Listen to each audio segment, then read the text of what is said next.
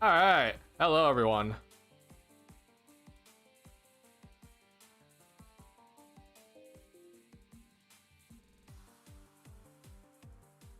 Check. All right, cool. We are live. Third preseason game for the Chicago Bulls is officially in the books. And I won't lie. If you were here last stream, then you know what I was looking for today. And I am not happy with this Bulls defense. I shouldn't expect anything, honestly, but this Bulls defense tonight was awful. It's pretty disappointing for me just because, Bulls just had 2 days off, and I thought, hey, training camp and preseason has been all about physicality, and you keep preaching about physicality consistently to the media, and tonight you decide that you're not going to guard a three-point line at all. Bucks are just draining threes in your face. You're not playing good transition defense, so that's just my biggest gripe about tonight's game. I was pretty disappointed because I came in thinking that tonight was going to be the better defensive showing by the Bulls. Because, I give them the first two preseason games, guys, first game in a while. I get it. But I thought that tonight would be better defensively just because what we've been hearing from the coaching staff and the front office since media day. But very clearly that's not, it just doesn't seem like a point of emphasis right now. So we'll obviously talk about the positives, mostly on the offensive side, obviously here. But yeah, just a little bit disappointing for me just because I came in thinking, hey, I would like to see some better physicality defensively. But I'm a little disappointed, honestly. So we'll talk about some of the defensive issues that I think we saw tonight. We'll obviously be talking about some of the offensive good things that we were doing. Biggest thing tonight, I think, is that we saw a good job with the Bulls to limit their turnovers. I will give credit to the Bulls, but I'm also just going to point out that I do think that I think the Bucks defense wasn't very good tonight. So I think that did help the Bulls, but we will be getting into that as well to talk about the Bulls offense and, limiting their turnovers and what they did better today to not get into these bad turnover situations that we were seeing against the Cavs. So we'll be talking about that as well. Couple things though as we get into the stream tonight.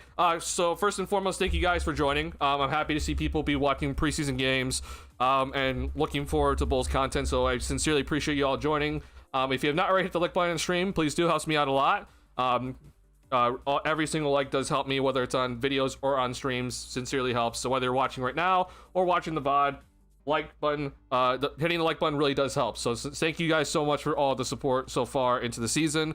If you're new to the Bulls channel, I like Bulls content, or you're new to the channel, I like Bulls content, please go ahead and subscribe.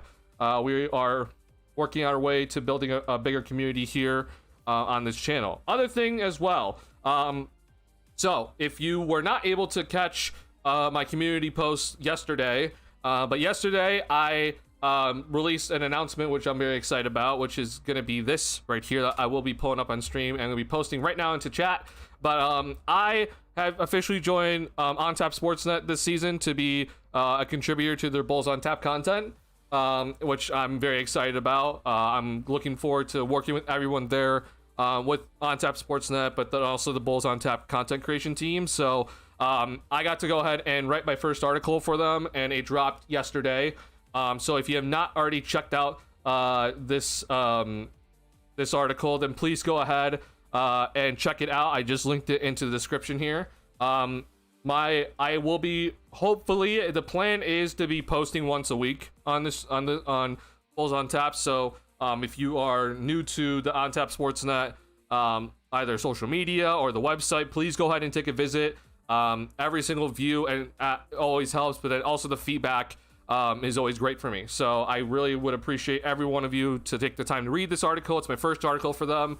It is about Kobe White and what he said during his media day press conference, where he talked about wanting to shoot above 40% from three-point range. So I did a full-out breakdown of that and kind of went in depth with some numbers and everything. So please go ahead and check this out right now. Link is in the script, or sorry, link is in chat currently. I will also be pinning it today. So if you have not already checked this out, please go ahead and check this out.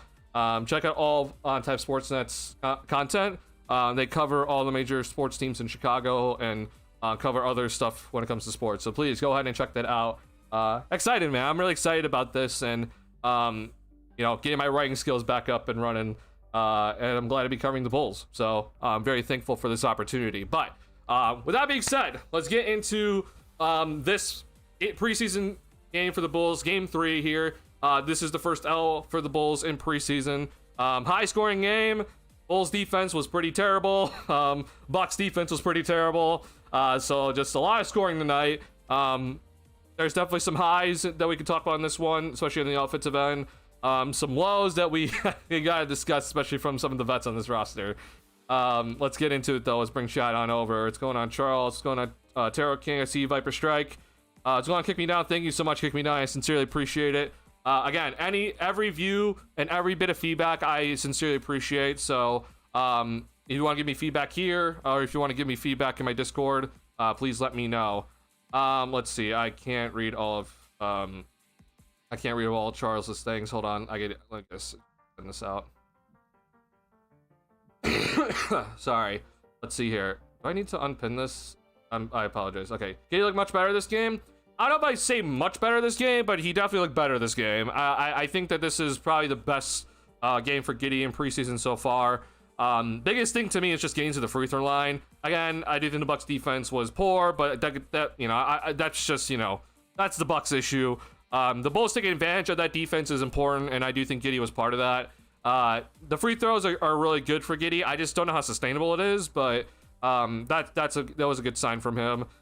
He consistently was able to drive, especially when he was like either in transition or what the Bulls were doing sometimes was having him starting the backcourt, getting up and running, and having like do a high pick and roll with Vooch to get him downhill, which is good.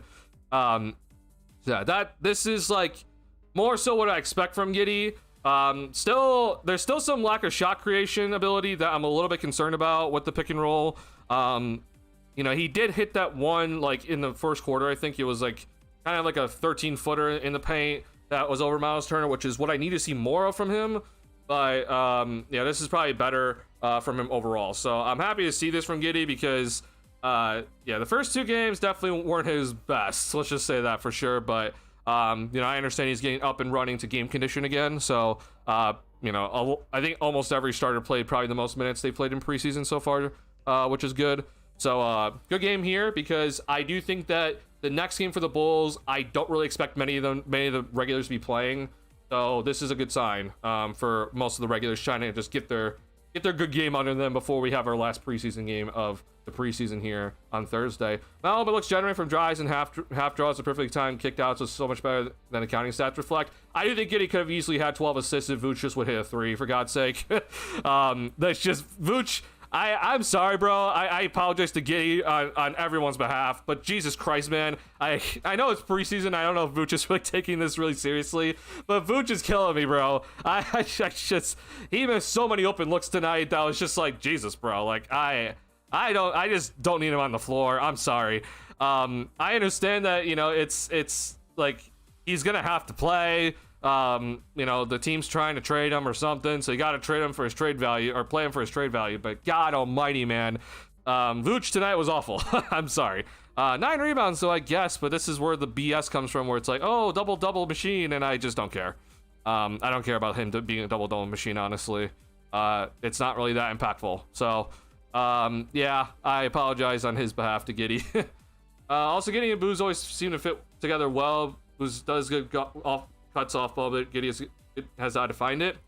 So here's the thing when it comes to that sort of comment. I don't really know if I would say if anybody as of right now fit well, because I do think that we're still trying to figure out like how this specific lineup's going to be looking moving forward. The other issue I will just say that counteracts that is that the Bulls have continuously got off to bad starts with the starting lineup, and that includes Giddey and Booz together. So I don't know if I say they fit well necessarily just yet. I hope they do eventually. But as long as the Bulls continue to get off to some terrible starts, then I don't know if I would say that those guys playing together are fitting well just as of right now. We are still also missing some people in the starting lineup, so we gotta wait for that. But I'm hoping that those two can find the chemistry because we haven't really seen too much of them in the pick and roll together.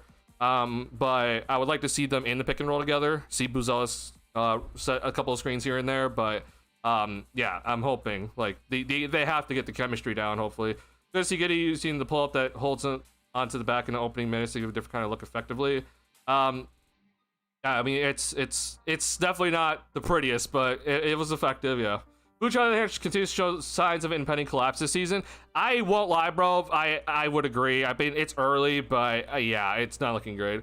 And also showing glimpses. If he gets minutes, he'll fit with Gideon related Buzelis. I think it's early, still too early with that still. And that's not necessarily a knock on Giddy. It's more of like we just don't know how these guys are gonna play together just of yet. You know, I think that neither of them are right now consistent 3-point shooters. I know Giddy's percentages have gotten better, but he needs to shoot more for me to be more convinced. So I'm not gonna be like, oh yeah, I think that like in theory you think he could be good, but I'm not there yet. Like I'm waiting on some of these younger guys before I start thinking like, oh yeah, this should be like a pretty solid fit, or this is already a good fit. But yeah, I mean, this is the time for the season, right? Like this is where we're gonna be looking to see who fits well together, and who doesn't, right? But right now I think we're looking all right with everybody so far. So hopefully we'll be looking good. Great love, I also not good at matchup wise for him in this one. I think honestly Trey did pretty decent. You know, 8 free throws is honestly pretty nice. He still drove to the rim. I think Trey honestly was pretty decent in this one. I think defensively you could tell he didn't have the same impact because yeah, I think that matchup wise it's not the best for him. But yeah, I think he honestly was pretty decent still. He did a good job driving. And you know, we'll take it. I'll give it doing especially well in transition, getting up court to receive the pass, etc. I mean, DeSuma was just a machine tonight. I think that if I had to choose 2 people right now for being the most consistent and showing the best so far in preseason, it's gonna be Buzelis and DeSumo. I think Collins would be the other guy, and like he was pretty alright tonight as well. But I mean, the biggest thing with Ayo, it's not necessarily about like, oh, how is he scoring everything? It's just how does he look with the shoulder? And so far, I mean, he's looked really solid with the shoulder. It seems like it's not giving him any issues. Seems to have good strength in the shoulder.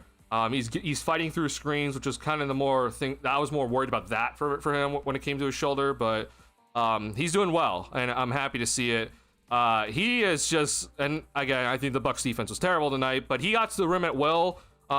Whether it was himself or him getting a pass or anything like that, he was just getting to the rim at will and finishing, which is drastically needed from this Bulls squad. So yeah, DeSumo has looked fantastic all preseason long, and I'm happy, man. Like this is good, just overall signs from him with the health and everything of his shoulder. He doesn't seem like he's missed any sort of beat or anything like that. He looked like he worked on stuff in the offseason where he's making sure he has more control of the ball as he does his gather steps and everything.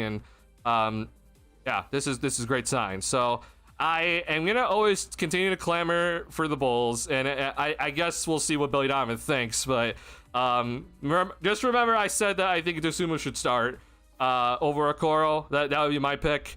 Very clearly, that's not gonna happen. Seems like Okoro's gonna be in the starting lineup, but this is kind of reason why I think DeSumo is very good with finishing, and he consistently shoots 49% or above in every season. The 3-point shot, I am aware, is inconsistent, but he can guard 1 through 3 effectively. He's fantastic in the open court. So hopefully this continues into the regular season for Ayo, but it's been good so far in preseason, so we can't really complain. Yeah, I'm loving that he's getting to the rack, finishing consistently, finishing through traffic, finishing and 1 opportunities like we saw one tonight where he got an and 1 opportunity, and then getting some fouls. Right, that's what we need. It's been good. Still cannot believe CSGN took the games off OTA. Kick me down. I'm trying not to always bring it up because I swear to God, every time I hear Chicago Sports Network, I'm gonna go on a rant. Because they've been terrible. I completely agree with you. They took it off over the air. So that means we can't watch it with an antenna anymore, which the antenna signal, at least in my opinion, was terrible in the first place. But now the fact that they took it off is just ridiculous. But yeah, I agree. I've had a lot of trouble with them just trying to get to watch the Bulls games. That's all I'm gonna say. I went on my rant in the first preseason game, I think. So, or actually, I even went on a rant last stream as well because the feed was terrible. There was an issue with the feed at one point tonight, but it wasn't terrible like how it was on Thursday. But yeah, it's bad. I completely agree. They don't know what they're doing over there. Their tech support is terrible. Everything about them is terrible. I will never work for them. So I mean, hell, I'm sitting here bashing them, so there's no reason for them to hire me. But yeah, I agree. It's terrible. Donatero.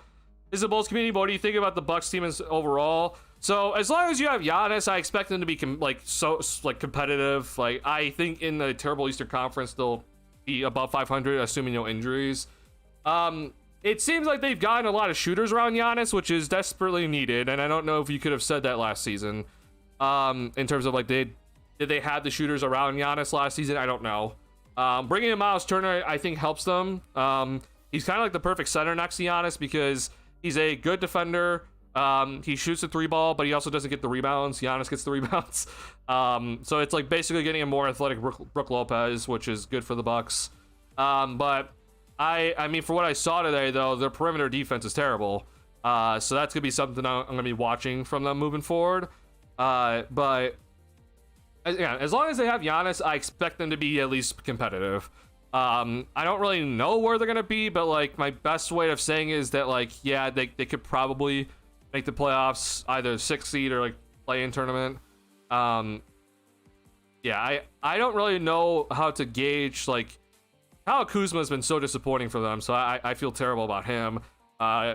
So yeah, it's gonna be a lot on Giannis' shoulders to kind of carry.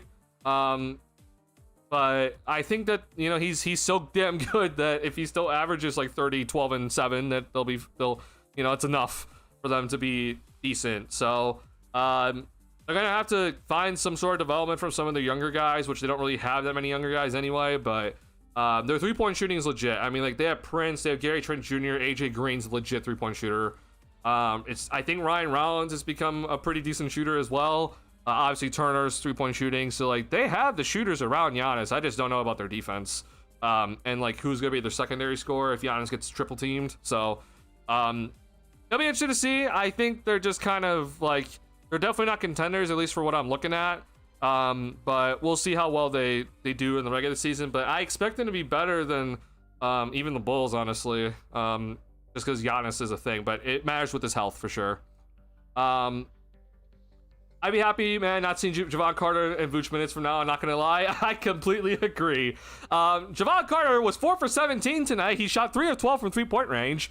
I will say that I think Billy Donovan did a good job on the ATO play, where the Bulls they challenged the play, they got the ball back, and then Carter got an open look from 3-point range. That 3 is fine. The other 3-point shots, though, that he took are just unnecessary. I won't lie. There was a lot today from Javon Carter that was just like, yeah, I don't need him out there. Weirdly enough, though, he was in the game in the first quarter, I believe, right? Or maybe it was the second quarter, but he was in the game early. And I was just like, oh, what is Billy looking at here? Again, it's preseason's the time to try out new things, but there was some stuff that was just like, all right, well, I guess we're going to be trying the Javon Carter lineup tonight in the rotation, which I don't know why, but yeah, I'd be okay with not seeing him anymore, which we're probably gonna see him on Tuesday, but we will be seeing that. The one thing you hope for from Vooch is stretching the floor and failed hard. I mean, I want more from Vooch instead of just being a 3-point shooter. Like, my issue with Vooch has always been the fact that he is not a efficient center and could be more efficient in the interior, but without his, like, he doesn't jump very high. So like his ball security isn't the best at times, and so like that's the reason why his efficiency isn't always consistent with the Bulls or throughout his career. But yeah, I mean, if he's not gonna, I don't think he's gonna get any more athletic at this point in his career. So yeah, you probably is gonna have to be more perimeter oriented because he's not gonna be a guy that's gonna be finishing in the traffic amongst all the bigs. But yeah, and he's not hitting his threes. So he rested last game, looked not great today. So I don't really know what the plan is for him moving forward besides just don't play him. But that's not gonna happen. But yeah, I'm disappointed with what I saw today from him. He needs to do better. Alex Cobb, I need him to be a good 3-point shooter again. I mean, I think we all need him to do that. But yeah, I mean, either way though, I will take I'll take 8 for 12 shooting, seven of those in the paint finishing, and 5 free throws. I'll gladly take it. It is high for Iowa starting, but to me, the bet I want to see from him is that 3-point shooting consistent in preseason. The problem with what you said though there is that Isaac Okoro has not looked good at all from 3-point range. So I think that like neither of them are like the better 3-point shooter right now. So I don't know if there's really sort of any comparison there. If you want to make the argument that Okoro's the better defender, sure. I'll give you that, but I think that Io has been by far the better offensive player. Which is kind of the reason why I would like for him to start, but maybe he's just going to be off the bench, and that's fine, and he might be finishing games. Okoro, unfortunately, has been pretty disappointing the last 2 games. We saw him airball a 3 today in the corner. He's had some rough moments, so I'm hoping this is not going to continue from him. He had a nice first game, but I'm hoping for better. But this is, you know, like my preseason video that was making the question of like, hey, what are we gonna see from what's like Isaac Okoro's offensive role? It's no different from what he did with the Cavs, at least so far. It's corner 3-point shooter, cutter, and hopefully some transition opportunities to score. Don't let him run the pick and roll. He had a nice layup today, I'll give him that. But yeah, other than that though, it's been pretty disappointing. So if we're gonna start him because of his defense, sure. I'd almost kind of argue that he shouldn't be in the game though come late game, because the defense is gonna, in crunch time, the defense is really just gonna come off of him if he's not hitting his 3. So I'd be making a big argument for him to not finish games as of right now, but you know, that's a different time. We'll figure that out when that's gonna happen. Butcher's a good release valve for Giddey's game, but Zach looks better at that right now. Oh, completely. I mean, Collins is cutting, like he's 1, setting better screens, 2, he's cutting better, and he just overall is just playing better. He's finishing at the rim. Like Vooch, I don't know what he's doing right now. So yeah, we need much better from Vooch, man. This was not good. I would much rather have Collins start right now, but we're not gonna get it. I think Cavs, Magic, Pistons, and Hawks will be top 4 probably, or at least in the top 6. And Knicks. Yeah, so I agree with you with the Cavs and Knicks. They definitely need to be like, I think Cavs and Knicks should be like top 4 easily here, unless somehow the Knicks have like a cataclysmic collapse, which I guess it could happen. I do think the Magic and Pistons will be higher. The Hawks definitely, with Jalen Johnson coming back, they should be better for sure. After that, it matters who the Pacers have available. Like, I still think the Pacers could still be a pretty decent team, even without Halliburton. But I believe they just lost T.J. McConnell for a little bit, so that's a big hit to them. Siakam is still there, though. But I believe they did just lose T.J. McConnell for a month, so I have to double-check that. But yeah, I agree with you that those are probably the top 5-ish. The Hawks are a little bit, like, that's like my one team that I'm not really sure about. Because in theory, they should be better. I'm holding out though. I'm like, we'll see. Like, man, I'm a little bit honestly just concerned that Porzingis is like kind of falling off a cliff here, but maybe he won't, and he'll be playing much better with Trae Young and everything. Obviously Trae is there. Tyson Daniels is there, and Jalen Johnson should be back, and yeah, Zachary Richardson. So they should be better, but we'll see. Yeah, and then I do think Miami's not going to be, at least at the start of the season, because they're not going to have Hero at the start of the year, so they're probably going to fall a little bit. Hence, then this is probably where you get to the Milwaukee territory, where it's like, hey, if Giannis is still there and available and playing, then you'll probably kind of put him here. And then we get to like I guess with Miami, it matters if Khalil Ware's preseason is going to continue the regular season. That'll be a big factor. And then we get into the Raptors and Bulls territory after that. So it'll be interesting to see what happens. I don't know, Bucks being playoffs. That you're even with Giannis. Like I said, I don't think it's guaranteed, but I think that they can make it, especially if the play-in's available. Oh, Celtics! I completely forgot the Celtics. Oh yeah, they're definitely still going to be around. Yeah, I think the Celtics are probably going to be, honestly, they might even be 6th. Yeah. I still think that Celtics team is still pretty good, even without Tatum. They're not contenders, but I think that they're still going to be pretty solid. They still have Derek White, they still have Jaylen Brown, and they have a guy named Peyton Pritchard, who I think is honestly going to be most improved this season. So, Yeah, the Celtics are going to be pretty good still.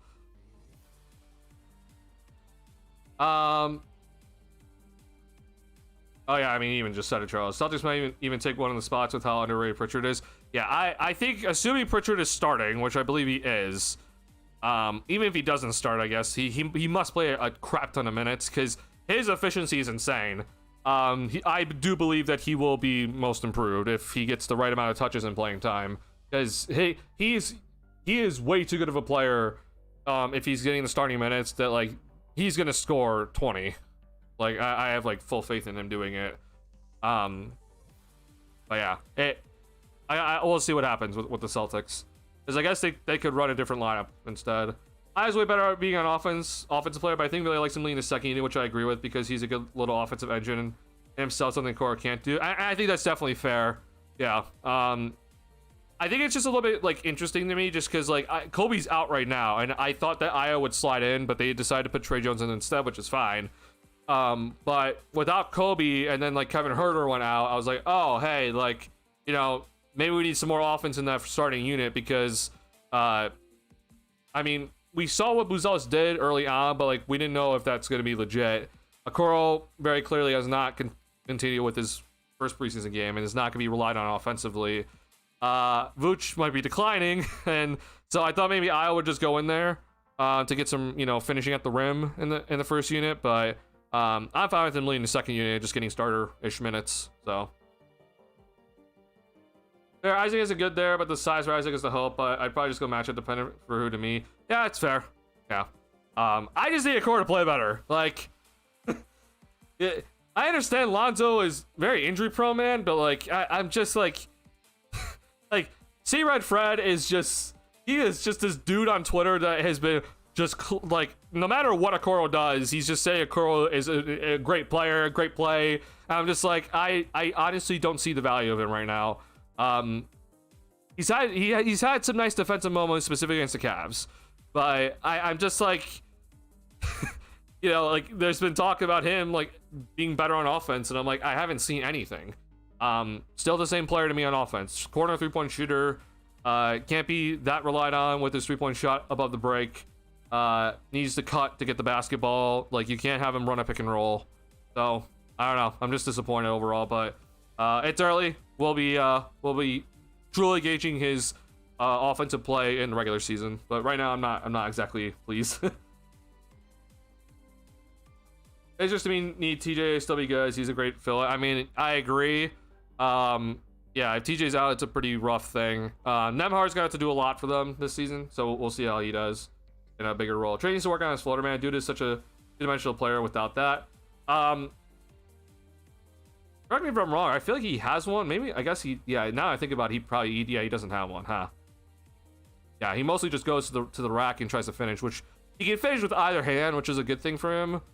But yeah, he probably does need his floater, especially against when he has like a bigger guy in him, just to give him that. I think the rest of the team. Oh yeah. Bulls might actually hit the playoffs, but probably playing again. I'll give you my prediction when before the regular season starts. I'll give you my prediction. Oh, we are in agreement for Pritchard as the league contender for most improved. I have a short list of 7 at the moment. Yeah, I genuinely believe that the Celtics are still going to be pretty good, and Pritchard is a big reason why. Yeah, like I know Horford's gone, like no Porzingis anymore. Holiday's traded, no Tatum, but like they still. Jaylen Brown, I do think is overrated. Like, to be clear, I think Jaylen Brown is overrated. His efficiency is not very good. At least the last season wasn't very good. But Derek White is a very good player. And Peyton Pritchard came off the bench and was by far one of the best scorers in the league in terms of efficiency-wise. So you slide Pritchard into the starting lineup. You still have Derek White and his insane efficiency and defense. And Brown should be your leading scorer. At least you think he should be. Maybe he'll have some struggles being the number one option, but like he's still good enough to still score well. So I with that defense they still have, like I think they'll be still pretty decent. Yeah. Tomorrow's wildcard mostly as he's a super good defender. Oh, I mean, yeah. We'll have to see. Portland's gonna be weird. That's all I'll say. I think Trey can feel it for Kobe, but I wouldn't put him in for anyone else, or with Kobe as too small combo. Yeah, always making me a believer. I'm glad to hear that, Salty Solution. I'm glad that you're starting to see like why someone like me likes Asenge. Like, don't get me wrong, the jump shot, work in progress, handling, work in process. Like his ball handling definitely needs some work. Like, I do think that he doesn't have, like, you know, it's like butterfingers is what some people call it, but he just doesn't have the soft hands right now to catch things cleanly all the time. But defensively, we saw his value tonight. He just gets to the free throw line at will. Like, it doesn't matter what he does. Like, he'll just get to the free throw line just because of his length. He moves well, man. Like, I really think that at his length and size, like, and his height, he moves really well. He'll find value without score, like, when he isn't scoring. He'll find value before he refines his offensive game. So I really like him a lot. Like, the biggest thing that I want people to understand, like, I understand that, like, the Dalen Terrys of the world, which we'll talk about him tonight. Like, I understand that there's the Dalen Terrys on this roster, and, like, people freak out of, like, okay, athletic wing that is known for his defense, that doesn't have a refined offensive game whatsoever. 3-point shot's a question mark, but he has the length and athleticism and versatility. Like, I understand people are scared of it, but what makes Noah different is the fact that he's 6'10", and, you know, he's over 7 foot standing reach. He honestly moves really well for his size, and I think honestly moves better than Terry at some moments. He overall is going to have more impact than what Terry has struggled to do so far, because Terry can't offensive rebound to what Noah can. Terry can't be a threat at the rim at all times because he doesn't have the size and length of Asenge. Terry can't really be a good screening threat because he isn't that big and doesn't have the rolling ability like Asenge does. And I think that Terry's defensive game is good on the perimeter, but I think Asenge has the ability to be good on the perimeter and good on the interior. Which is why I'm like, I feel better about him than like it, and thinking that it's not going to be another Dalen Terry situation, which I very clearly have seen has been a massive disappointment so far from Terry. So yeah, overall, I understand why people were worried for sure. Like, don't get me wrong, I do think that Asenge is a risk, but I think the Bulls need to take the risks right now. I think they need to be looking for as much two-way talent as they can right now. And Asenge fits the bill for me. So, again, second youngest player in the draft. I like what I see a lot. He has a really good feel for the game that I don't think you can really say about a lot of the younger prospects. So, he'll take some time in the G League. He'll take some time to develop, but he's going to be someone that I think will be pretty impactful once he kind of gets rounded out with his skills. So I'm looking forward to seeing Asenge's time with the Bulls here. Even if like this first season is mostly in the G League, which is perfectly fine. I just doesn't add anything for the team, and it's confusing pickup. He just feels a spot that they would rather see development in. Oh, Coral, I agree. I don't really know. But it's a bet on him being better than when he was in Cleveland. So there's a floater, he uses it all the time, but for the 2 years it has looked terrible. I see. Okay. Oh, I'm sorry, Viper Strike. Okay, you're talking about Trey Young. Okay, when you spell it T-R-E, I think of Trey Jones. Trey Young is T-R-A-E, so that's my bad. I apologize. Yeah. Trey Young, yes, he needs to get his floater back for sure. Yeah, I completely 1,000,000% agree. But he also needs to get his 3-point shooting back. His 3-point percentage last season wasn't very good. But yeah, my bad. That's my fault. I thought you were talking about Trey Jones, but yeah, Trey Young, yeah, he needs to get his floater for sure. They got Flores. Giddy's floaters looking good so far. Really? I think most of preseason has been mostly disappointing with the floaters. Tonight was probably the best the floaters looked, and honestly, some of them were kind of like in between jump shots, but I'd argue that the floaters have not looked really good. I would argue that it's been pretty mid so far with the floaters, but tonight was a better step in the right direction for him. Giddy's driving though, I think tonight was by far his best thing. Like he was consistently driving it and getting some foul calls from him. and getting to the basket for kickouts, and was just forcing the defense just to react, which is good. Jump shot doesn't look good right now, which, again, we'll wait till season starts. Noah to me has a lot in common with Booz's lengthy win, just more raw. I think with Noah, it's definitely like he's kind of in that territory with Booz Ellis in terms of like what we're looking at as a guy's like multifaceted, versatile on both ends. You know, like he like what I said about Booz Ellis and what I was scared about was that I think that Booz Ellis could potentially become a guy that is like decent in a lot of things, but not masters of none, right? But it as that could be a that could be a detriment to that sort of player, right? Where like he can kind of handle the ball, like he can kind of rebound, he can kind of score, right? But at the same time, that sort of saying is like, hey, when you look at him as a prospect, he has shown the ability to do many things, right? A saying has shown the ability to rebound on both ends of the floor. We've seen the ability to guard multiple positions already, and we've seen him hit some 3-point shots. It's not been great. But you see that he can move around and find his way open around the 3-point line. We've seen him get to the free throw line consistently, and he doesn't have the ball a lot. We're seeing him now kind of like get more in the motion of the offense, setting some screens here and there. Like that's what like it is definitely like kind of doing a little bit of everything right now. We hope that he starts to master some things, right? Like start mastering the ball handling, start mastering the finishing at the rim consistently, and hopefully eventually start mastering the 3-point shot, right? But that's the potential in him. And so, yeah, I agree. Like having a 6'10" guy with a lengthy wingspan and, pretty decent athleticism, have all these potential skills is a good bet to take. It won't always work out, but it's, I think, a better bet than what we've seen from some of the other, guys that we drafted earlier in the draft that we thought might turn into something. That guy has for the most part been able to hit his threes consistently, but he's been a disappointment so far in his career. But he's also much shorter and doesn't seem to have the ability to do the other things that Booz Ellis or Asenge could potentially be able to do. So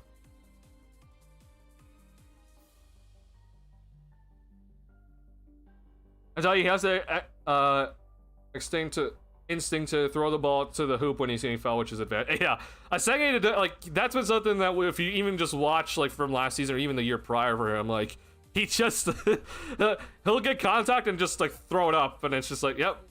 Good job. You drew the foul, and your length causes so much contact that it's like, oh, you have to call it. Yeah. Never saw anything in deal. He reminds me of a less athletic Westbrook.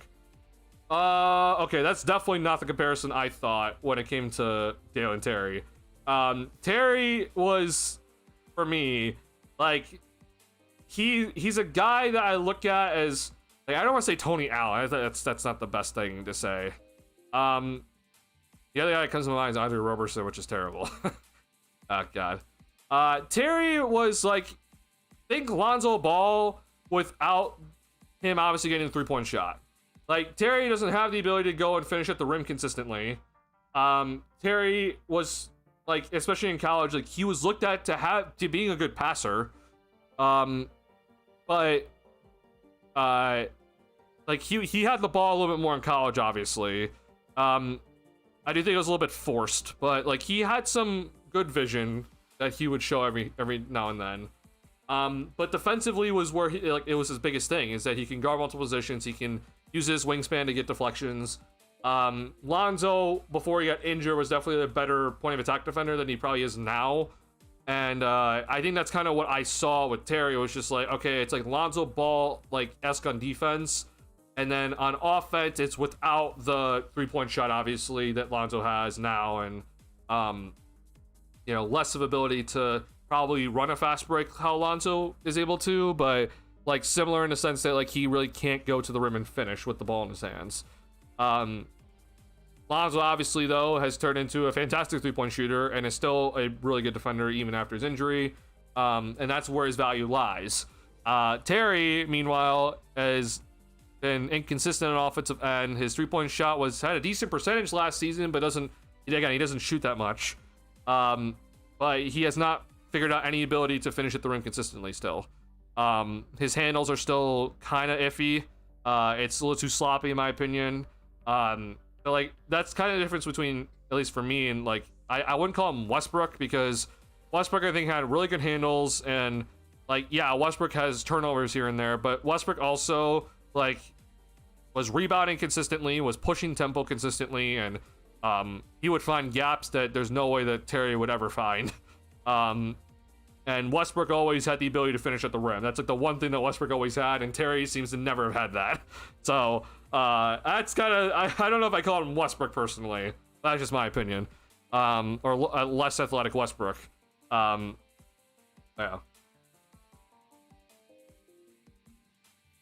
Young as a Florida historically, yeah, I agree.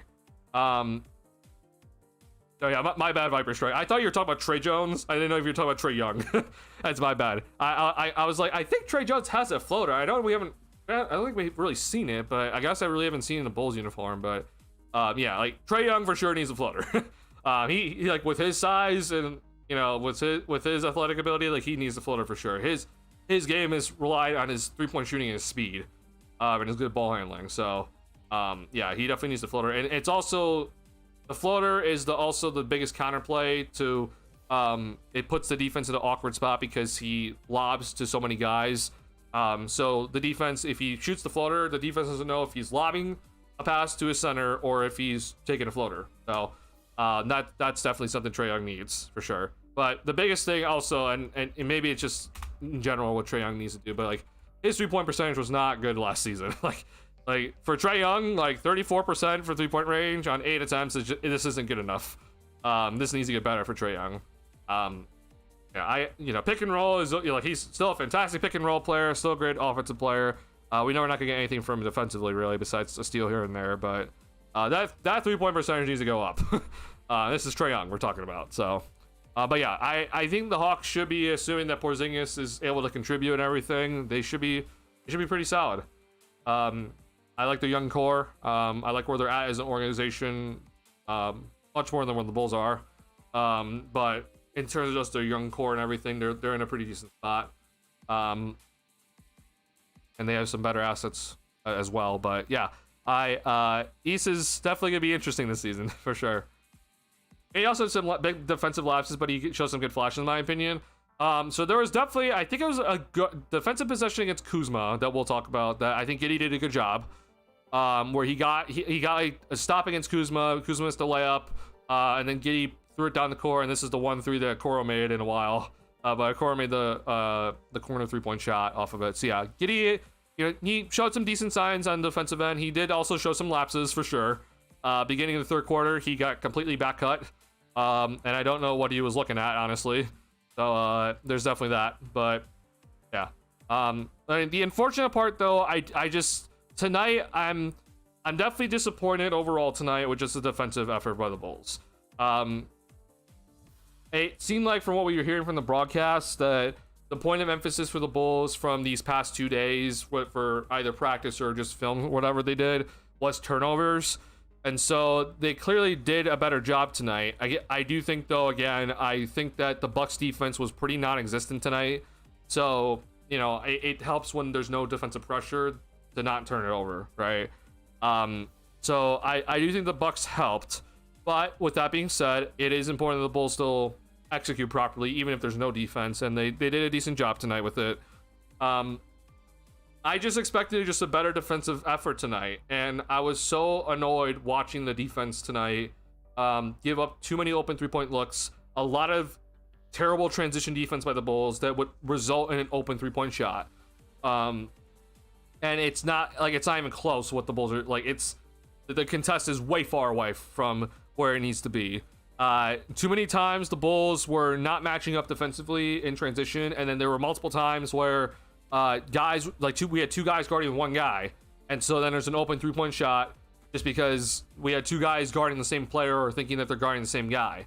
I also thought that in the half court the Bulls' point of attack defense was pretty poor. It needed to be better, and then the rotations were definitely not on point tonight. And so like it's probably me being too critical because it's preseason, but I guess I just thought I would expect more from a team that has a front office and coaching staff that are preaching about physicality and being better defensively. Billy Donovan had a lot to say on the first day of practice or second day of practice, maybe whatever day it was, talking about how much the Bulls need to be better defensively, be better of making sure that we're contesting shots, taking charges, trying to get deflections. Bulls were one of the worst teams in terms of deflections last season, and I just watched tonight and I'm just like, what are we doing? So film today. So first and foremost with film today, I want to say I will be breaking down some film, but I'm gonna have to be pausing a lot. My last stream did get hit with copyright, so we will be doing our best to make sure that does not happen. The first stream though from preseason, the first preseason game, that one did not get hit with copyright, so I very clearly did a better job in that one of pausing and drawing and everything. So just get prepared with film session that it won't be as quick as we did on Thursday. It's gonna have to be a lot of pausing just so I don't get hit with the copyright and we can still keep the VOD up. But we'll be breaking down a lot of defensive miscues tonight, because I did say on Thursday in that stream that I want to focus on the defense because I haven't really focused on the defense that much, but today was just disappointing. I have to say on defensive end. Now I want to make it clear, just because I'm disappointed on the defensive end does not mean I'm disappointed on the offensive end. The Bulls, even though they didn't shoot well from 3-point range, I think that they got a lot of open looks from 3, and they took their open shots when they needed to, which is good. They attacked the rim at will tonight, thanks to the Bucks defense as well, but they still did a good job. Io was a humongous part of that, so was Buzelis, and Giddey did his job as well. Bulls had 36 free throws tonight. That is very good. So hopefully that continues. Bulls also had a ton of points in the paint. I believe it was 62. So this is good signs from the Bulls. Again, I think the Bucks defense was dreadful as well, but I'm not gonna take away anything from these guys for still taking advantage and finding ways to still finish, especially when they have like a shot blocker like Miles Turner and guys like Giannis looming. So pretty good on offense overall. There's still some guys struggling. Okoro is definitely one of them that I'm a little bit concerned about on the offensive end right now. He has not looked the best. Vooch, we talked about earlier. Patrick Williams had a good and bad game. He had, like, early on, he had like 7 quick points. That was like really solid. He hit like a pull-up 3 in transition. He had 8 rebounds tonight, which is like, hey, like, Patrick, like, this is desperately what we need. But then he also had 4 turnovers, and multiple of them were absolutely inexcusable, including one in the open court where he tried to do a behind the back dribble move and completely fumbled it and turned it over. So it's a good and bad game from Patrick Williams. I don't know what the hell this was, honestly, tonight from him, but hey, I'll take the shooting and the rebounding, so I won't complain too hard. And then we'll talk about the Dalen Terry ejection, because that happened. So yeah, that was an interesting ejection tonight. Don't know what Terry was doing, honestly. I won't lie. Maybe I'm in the wrong, and maybe I'm just reading the situation wrong, but I felt like Prince didn't really do anything bad. Prince is not really known as a guy to do anything like that, and then Terry just kind of took exception to how he kind of handled him, and all of a sudden we have a scuffle. So eventful, but Terry was ejected, so he really did nothing tonight besides commit a turnover and play 6 minutes. Wow.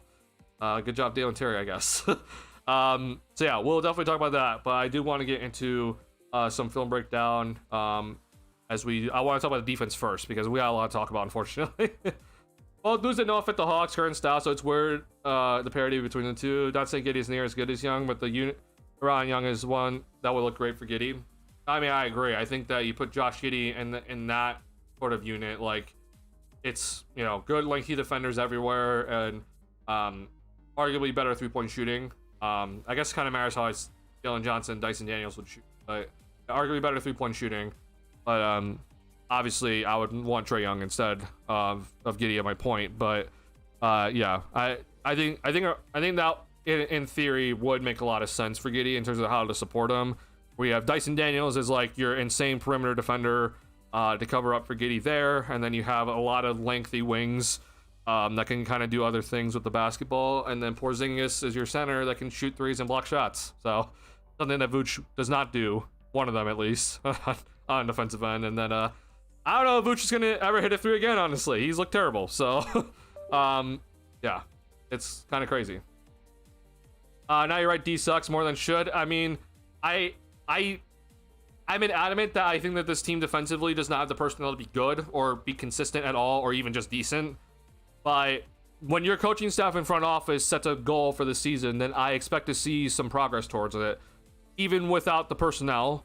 Now, it is on the front office to go out and get better defenders. Don't get me wrong. This team is not going to be a good defensive team until they get good point of attack, versatile defenders that rotate effectively and have the IQ to be a good defensive player and unit.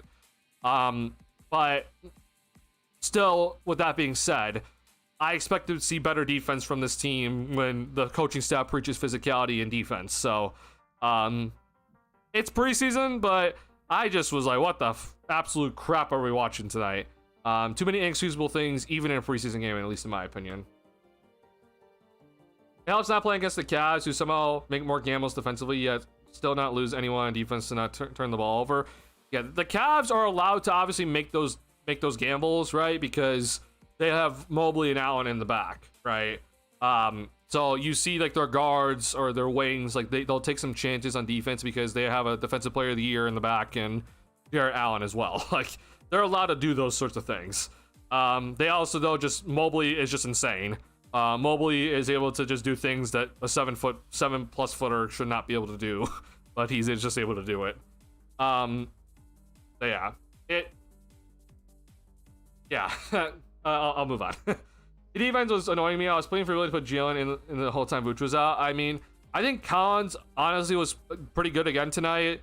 I would also like to see Jalen Smith, but my thing is just I would like to just see Vooch just gone. Yeah. Start Collins, back up Jalen Smith. I feel a lot better about the center spot, but we won't get it.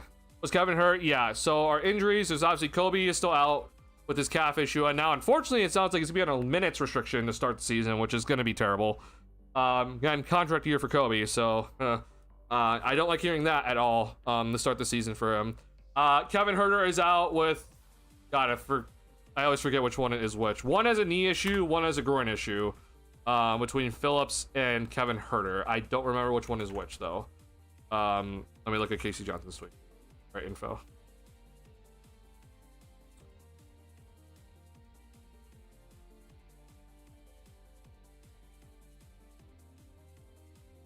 All right, here we go. Yeah. So Julian Phillips has the knee issue. Kevin Huerter has the groin issue. Also, Yuki was out tonight. I forgot to mention that. We didn't get Yuki Mania tonight. But I mean, I think Huerter is gonna get rotational minutes, but like for Phillips, this really does suck for him because like he's fighting for a spot in the rotation right now. Like I think Asenge like could very easily just take minutes away from Phillips if Billy Donovan certainly trusts him. So like for Phillips, like this is like really poor timing. Like he's fighting for a rotation spot. So again, I do think that the next game for the Bulls are not gonna be playing their main guys, or at least their starters. And again, it's just a guess. I'm not entirely sure, but I do think the next game will be a great game for Phillips to come back because I think he'll get some playing time. But yeah, this is poor timing for Phillips especially, but also for Huerter. Would have liked to see Huerter in preseason, but is what it is at the end of the day. Once again, if you have not already hit the like button on the stream, please do. Helps me out a lot. I appreciate all the support and all the likes. I am gonna have to. Sorry, I'm gonna repin this. If you were not here earlier, here was my announcement for the that I released on Saturday, which is that I have joined On Tap Sportsnet for this season to be part of the Bulls on Tap team. So I will be writing articles and working with the Bulls on Tap content creation team all season long. So my first article was released yesterday. It's on Kobe White's 3-point shooting goal that he set for himself in the Bulls media day. So if you have not already checked it out, please go ahead and do so. I'm pretty excited to be writing articles for them this year, and yeah, I sincerely appreciate all the support, and I appreciate any feedback that you could give me on it. So please go ahead and check it out if you have not already. I sincerely do appreciate it. Yeah, I thought so. Felt like we were missing more shooting. Oh, we were for sure missing, yeah, Huerter and Kobe also. Like those two guys are probably the better 3-point shooters on this squad. Definitely missing the shooting tonight because we were dreadful from 3-point range tonight. All right. I want to go ahead and I need to show some things defensively that I was just so annoyed at. So once again, bear with me tonight. Some of the films is going to be slower. I might also not go full screen. Like I might just do this. So I sincerely do apologize. I'll try to keep the screen on the left side for you guys because my camera's on the right. But I'm doing anything I can to avoid copyright strikes because then the VOD is terrible for people, and I know people still watch the VODs, so I feel bad if like random parts of the VOD are just cut out just because the copyright hit. So bear with me tonight. I'm gonna do my best to try not to get copyright striked here. So it's gonna be a little bit different with how we do film breakdown, just to be a little bit slower, but. All right, we're just gonna start out right off the bat here. We'll start with the poor defense tonight. That I'm just like, look, this just has to get addressed. I don't care, what it means to address it. I don't care if it's film. I don't care if it's practice. Just like heading into the season, I'm just expecting better, even from a poor defensive unit, okay, or defensive team. I don't expect this team to be good defensively. I just expect better effort. So. There just needs to be more. It just has to be better play and just understanding where people are on the court consistently. So let's watch this play. Let's start off with this one. So unfortunately, I'm picking on Buzelis early. I'm gonna change my thing to white here. Bulls are in white tonight, so we're picking on Buzelis early. And I'm just talking defensively. Buzelis has been incredible on offense, and I think he has played his way into more offensive touches come start the regular season. But let's watch. Okay, handoff. We're gonna throw it around. Okay, we're gonna throw it to Gary Trent Jr. Or sorry, that's Cole Anthony. My bad. So classic. Okay, it's gonna be pick and roll for the Bucks here. It's simple 5-out offense with Miles Turner. Okay, here's the screen. Io does a decent job getting over it, and so now here comes the rescreen. Okay, now. I honestly think that what the point of attack defense did here was fine. This is something I'm typically pretty critical of, but I think that they honestly did fine. Io got through the screen. Vooch is up, like he's not, way down here. And they forced Cole Anthony to make a pass out of this, and you're gonna see here because of this action, right? You're gonna see Trey Jones has to cheat over into the paint, so he's coming off of his man in Ryan Rollins, which is the right thing. This is all right, okay? Again, everything's good. And so Trey Jones comes over to cheat a little bit because Miles Turner has now a line drive to the basket if he wanted to. I guess Patrick could maybe step in to slow him down just a tad, but I'm not going to be too critical of it. And so Cole Anthony has to get rid of the basketball, but he does a hell of a pass and does a whip pass across the court. Now, if you're wondering, should Trey Jones be on or be looking to go after Ryan Rollins? And the answer to that is no. What should happen here is Buzelis needs to get to Ryan Rollins. He needs to be the guy. This has been a consistent theme with the Bulls' defensive rotations for a long time under Billy Donovan. And so you're going to see here that Buzelis is going to be late. Trey Jones, once Buzelis goes to Rollins, Trey Jones needs to go and take his man, Gary Trent Jr. This is just classic rotations, but you're going to see here, Buzelis gambled for the steal, and now he's late on this contest, and then this is an open three-point look. So just poor decision by Buzelis to gamble. Late on the rotation, late to the closeout, 3-point shot. I don't know. I'm not happy with that. I don't like the gamble, but it is what it is. All right, next play. We're gonna go through these as quick as I can because I'm gonna be hella critical of everybody. All right, let's watch this. Okay, we're watching Patrick Williams and on this possession. Now, I don't know if everything is on him on this possession specifically. I think that you can argue that it's on many people whose fault this is. Okay, but one of the things I've consistently talked about is that I cannot stand it when, if you're the point of attack defender, which Patrick Williams is right here, and there's a screen coming, and you know a screen's coming, okay, that you need to make sure that your man goes and takes the screen. Okay? If the screen is on what Williams, if this is his left, then he needs to force Rollins to his left. Okay. The last thing that you should allow to happen is for the ball handler to reject the screen. Okay, this is the screen. And then Rollins decides, oh, I'm going to go this way and not take the screen. And this puts your defense into a horrific position. So let's watch this, okay? Patrick, for some reason, and maybe this is not his fault, maybe that Collins called something different here, but for some reason, Patrick decided to play topside and tried to take away the right side for Ryan Rollins, and so then you're gonna see Ryan Rollins has a line drive to the basket, and this is the reason why I say you cannot let this happen. Do not let your man reject the screen and go and get a line drive to the rim. And so you see here now, this is not on Giddey. Like this is on Patrick Williams to me.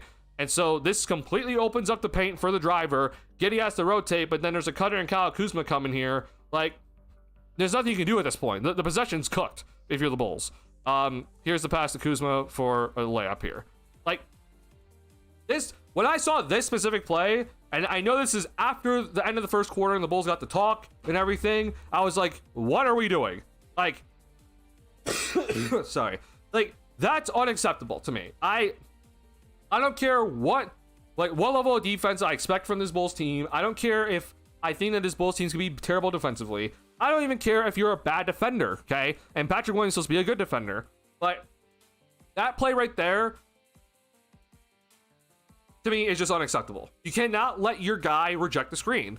That has been a common thing in this Bulls defense for a long time under Billy. And Patrick has been here for the last 5 years. So, sorry, hold on.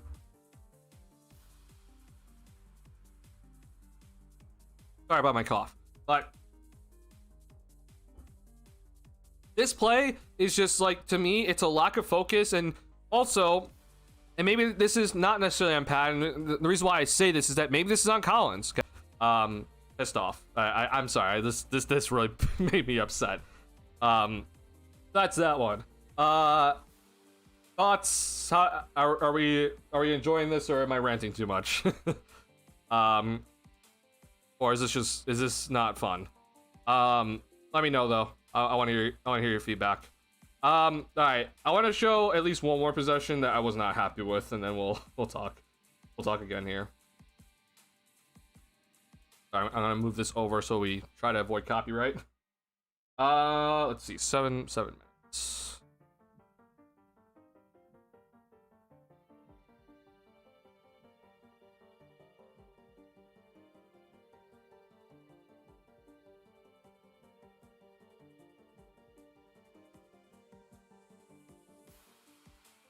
All right, I'm pulling up the next play here.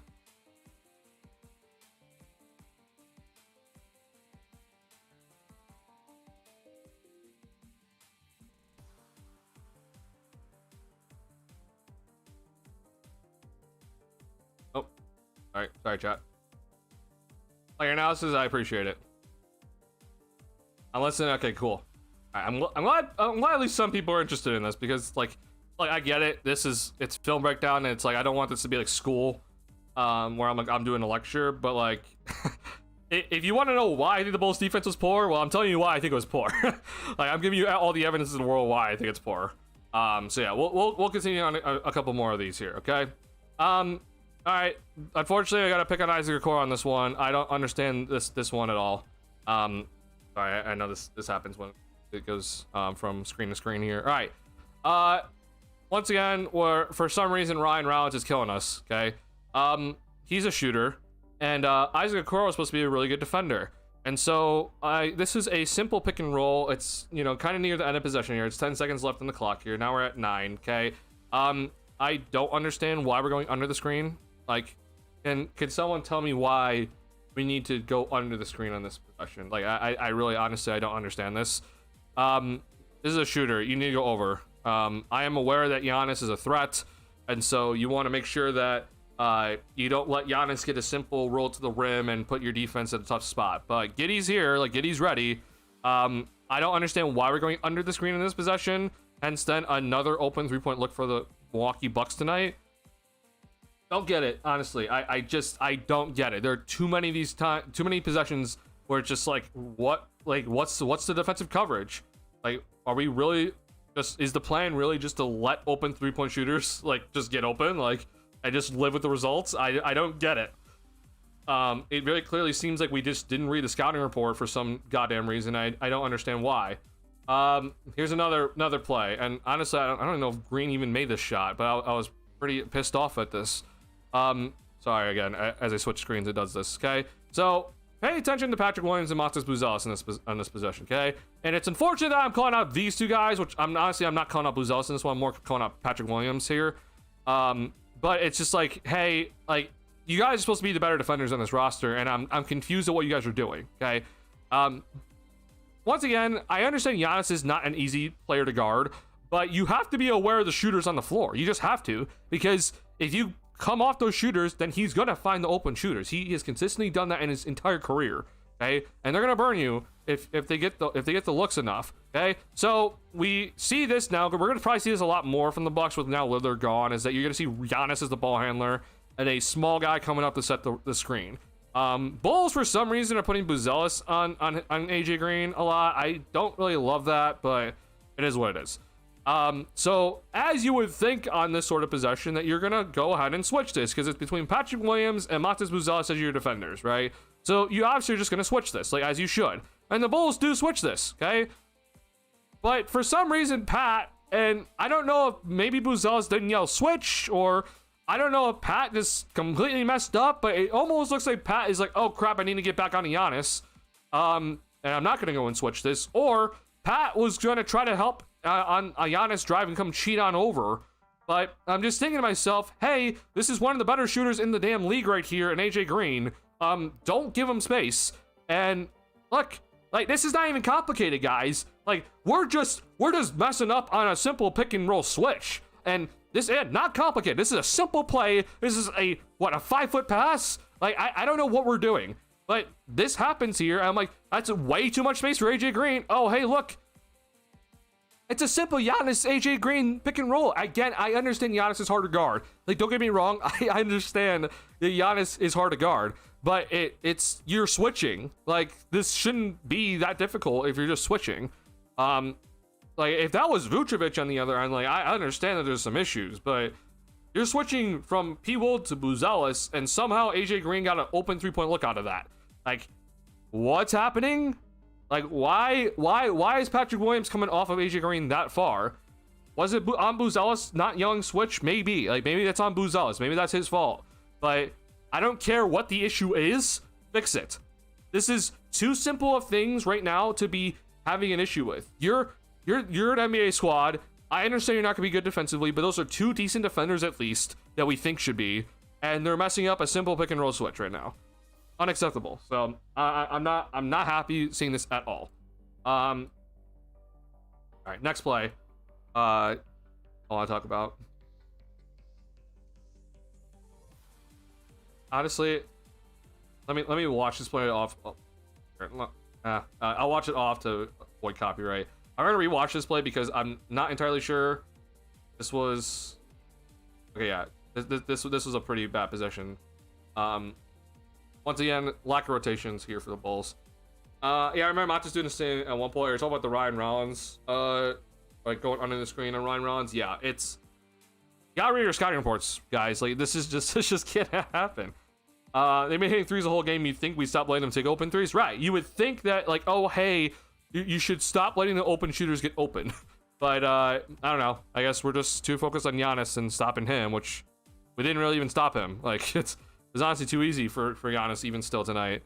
All right, pistol action here for the Bucks here. Okay, so first and foremost, again, I don't know what the hell the defensive coverage is supposed to be here. Okay, in my head, on a Kevin Porter Jr. and a AJ Green little pistol action screen, I think there should be a switch. Okay, you move Io onto Kevin Porter Jr., you move Okoro onto AJ Green. I don't care which way it's supposed to go, but just like, I think it's supposed to be a switch. If not, you need to communicate this right, because Io is clearly not on the same page as Okoro. And so then KPJ gets a drive to the basket, and so Vooch has to come off a Turner and help, which is right. And then Giddey has to come on over and play these two guys, and wherever the ball goes, he needs to go and cover whichever one gets the ball, right? And so this is right rotation, right? Good job by Vooch, and honestly, pretty decent job by Giddey. Io needs to be here though. Like, it's once again just a simple rotation that the Bulls are missing, like how with the Buzelis one, it's just no one's aware. Giddey did a good job of coming on down here and taking away the corner outlet pass. but Io needs to come on over and get this. But his back was turned to the play because he's trying to recover off of this whole pistol action to make sure, oh, I thought we were switching. We're not. Oh, I need to go find AJ Green. And so now he's late on this rotation. Hey, look, another 3-point look for Milwaukee Bucks. It's wide open. I don't get it. I'm sorry. I don't understand how we're letting these guys get open. I'm going to show you a transition opportunity here for the Milwaukee Bucks that I also was just, I don't understand what we're doing. Talk about not matching up defensively, man. Like, this is an issue. The transition defense was awful all night, okay? So, this is we didn't see it, but Buzelis missed a 3 from here. It was front rim, and it landed in Giannis's lap, okay? So, Giannis has the ball. He's pushing down the floor already. I'm already thinking, oh, we're in trouble. Which is fair, honestly. I get it. But we need to match up, right? Like, if anything right now, we need to make sure, oh, hey, we need to match this up properly. And if you are going to be on this sort of like mismatch area, like, or you got to have a mismatch, like, for example, right now, Vooch is on AJ Green. You got to be aware who he is, okay? Also, I think the Bulls didn't do a good enough job of making sure that you come in and get to the paint enough. Buzelis is here, but Turner's pretty decently big, and this could have been an option for the Bucks in this possession, but I don't think you actually see him go to that. And so Giannis decides to go and drive this, okay? And once again, I'm going to remind you that AJ Green is over here. Okay, you can't see him right now, but he's over there. But we decided that, yeah, we're just going to let Vooch just take AJ Green on this transition opportunity for the Bucks, which I get that the floor spacing and like the floor balance wasn't great, and so maybe Vooch just has to take him. But if you're going to take him, okay, you have to be aware of who the shooters are, okay? And don't know what Vooch is doing. Again, like, we're too heavily focused on Giannis, which I understand that he is he's the biggest threat on the floor. It's hard to guard this guy, but you're not guarding a center right now, or Miles Turner which even that would be bad. You're guarding AJ Green, okay? And you let AJ Green get a wide open looking transition. I'm baffled. Like, I would honestly, like, at this point in the game, it's probably wrong of me, but I honestly would have rather have just seen Giannis just like let Giannis just get a line drive to the rim and, try to have him finish through. Just because I would like to see the Bulls make sure that no open 3-point shooter got a shot off or got an open look out of it. Just because I just want to see the Bulls understand, hey, here are your shooters. Because here's the thing, okay? And this guy at KPJ, he's not a good shooter, okay? So if he's not a good shooter, if you're going to gamble off anybody, it's that guy. So if anyone's going to come over and help on Giannis, it's going to be Io. It has to be Io. And Io is like so worried about him right now. I don't know why. Like, yeah, KPG might have done a back cut, but either way, like, he should be the guy coming off of his man to come over and help Giannis. But we're not prepared for that, clearly. We're very clearly too scared of everybody shooting the ball, but we're not getting to the open shooters when they have the ball. Yeah, I'm baffled. So, I know a lot of this was the second quarter. The second quarter wasn't good. The first quarter was awful by the Bulls. Bucks had 8 threes in the first quarter, which is just insane. Bucks had 18 threes made by the end of the third quarter, and that's kind of where I'm just gonna like kind of say it kind of ended, just because it's like the Bucks had their main guys in until then, and then both teams kind of went to their bench after that, and we saw some bench warmers in at the end of the game, so it won't really count the fourth. But the Bucks made 23s at the end the entire game, but still, out of the 23s, it wasn't like the Bucks had like an insane fourth quarter. They had 18 threes made at the end of the third quarter, and that's with all the regulars playing. That's with the Bulls also having their regulars playing. And I'm just like, what are we doing? Why are guys hitting wide open threes and we're not aware of who the shooters are or where they are on the floor? So this is just to give you just a taste of what I was watching tonight, what I was pissed at. Because for some reason, I don't know why this is with some Bulls fans, but for some Bulls fans, me saying that I think the defense was terrible tonight, they think it's me being a terrible fan and thinking that, oh, I hate the team. No, I think that if you're an actual Bulls fan, you would want to see better defense tonight, and you should be disappointed in the defensive effort tonight. That's all I'm just gonna say. I'd be shocked, honestly, if you think that, oh yeah, tonight's defense was fine. How dare you disrespect this squad and hate this squad? The defense was awful tonight. I'm sorry. The defense was unacceptable. levels of awful tonight. Just complete unawareness across the court. Too many open 3-point looks for the Bucks consistently. Because here's the thing when it comes to giving up open 3-point looks like this at this high of rate, okay? You're gonna have possessions where you give up a 3-point shot, but it was good defense, right? Like, the team just made a shot, good contest, late shot clock, they just made it, okay? It's gonna happen. It's the NBA. Shot makers are at an all-time high right now, right? But if those go in, all right, that's fine. It is what it is. Like, hell, if you were contesting every single three and the Bucks happen to have just made 13 of 26 at halftime, which they did in this game, fair. Like, good shooting by the Milwaukee Bucks. But that's not what happened tonight. And if you continue to give up these open 3-point looks, and even if not all of them go down, but you have a lot of them go down, and then also then the ones that get contested also go down, like, it's a problem for you. You're gonna have a serious math issue on your hands, and the Bulls did tonight.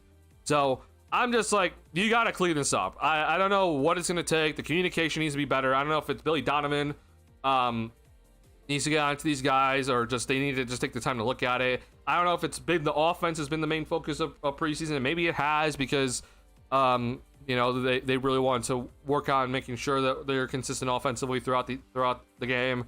Fair, right? Turnovers have been an issue. I'm very much aware that turnovers have been a serious issue for this squad, but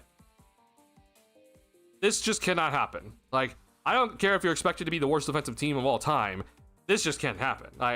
This was just unacceptable levels of defense. Luckily for them, it's a regular season game, preseason game. It's not a regular season game. I expect to see better defense in the regular season. And again, I'm not asking for blocks. I'm not asking for steals. I'm not asking for consistently good defensive coverage. I'm asking just for better effort. I'm asking you to make sure that if you do a simple switch and a pick and roll, that you don't leave the screener open for a wide open 3-point shot on a switch. Okay, this is not hard. This is simple stuff. And where I'm watching tonight, I'm just like, what the hell am I watching? Disappointed in how the Bulls defended tonight, but I think we'll get some better answers for this actual, if this Bulls coaching staff is really trying to get this team to play better defense, or they quickly found out that this team can't handle better physicality. They can't handle being a better defensive squad because they just don't have the personnel available to them, unfortunately. So maybe that's what has started to happen, but I don't know. We will see. Another play that upset me was Giannis was open at 3-point line, was able to pass it under the rim, and the guy made a layup and got fouled. I don't know if he made the layup. I think Turner did he got fouled on that play. Let me see if I can find it. Not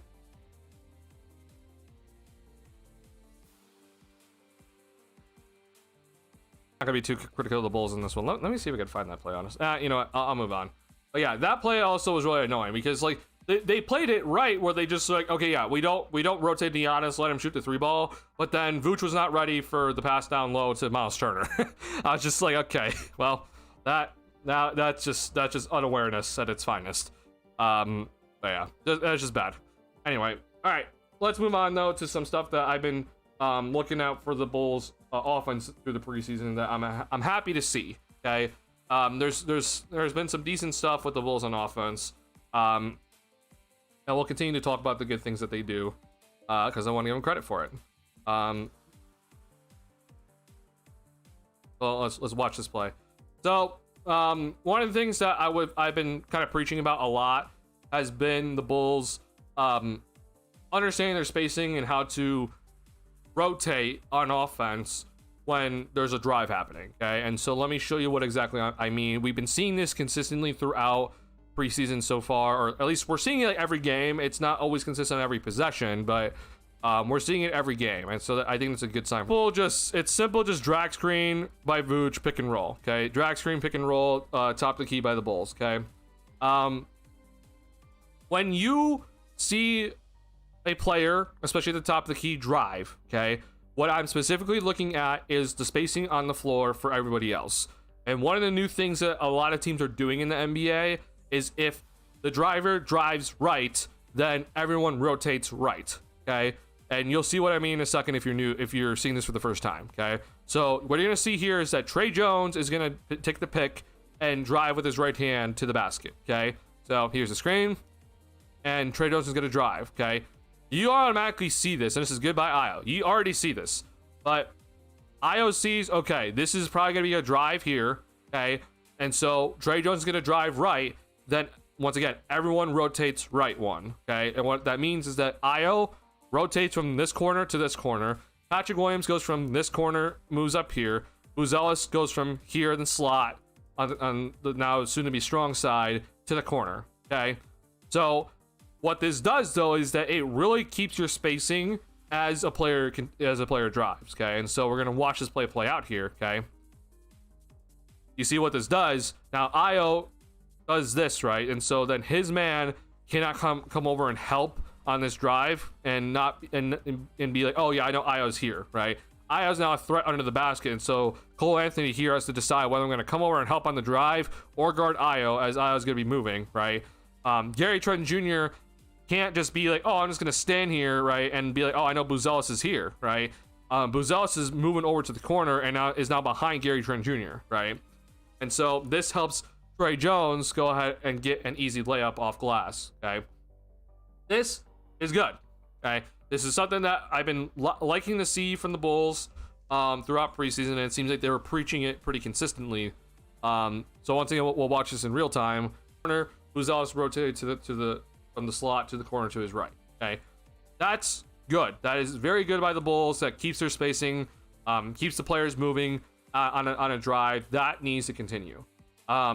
It's something that the Memphis Grizzlies started to do a lot last season, and teams started to pick up on it, and now it's all of a sudden become like a big thing for a lot of teams. And so new wrinkle for the Bulls on offense this season. I like it. Please continue to do it. So yeah, good job here by the Bulls on that possession. Okay.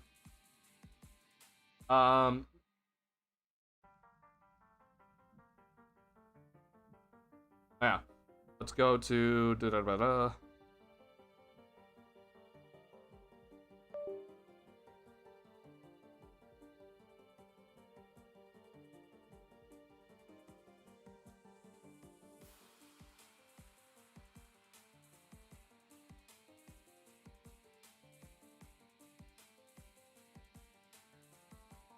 All right, let's watch the Bulls use Giddey's passing in a way that I think that is really nice of them to use. Because like I don't really know how much Giddey's going to be drawing into defense with his on-ball gravity and then finding and like creating open shots for others, right? What the thing that we can rely on him with is the ability to find open cutters.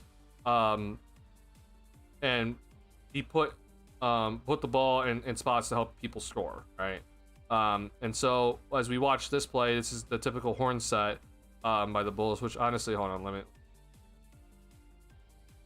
So one of the things that I talked about from watching last season is that if you ever see Patrick Williams ever bring the ball up the floor, you probably know it's gonna be the horn set where you're gonna put Giddey into the high post and have him be the passer. Instead though, oh, I went back 10 seconds, sorry.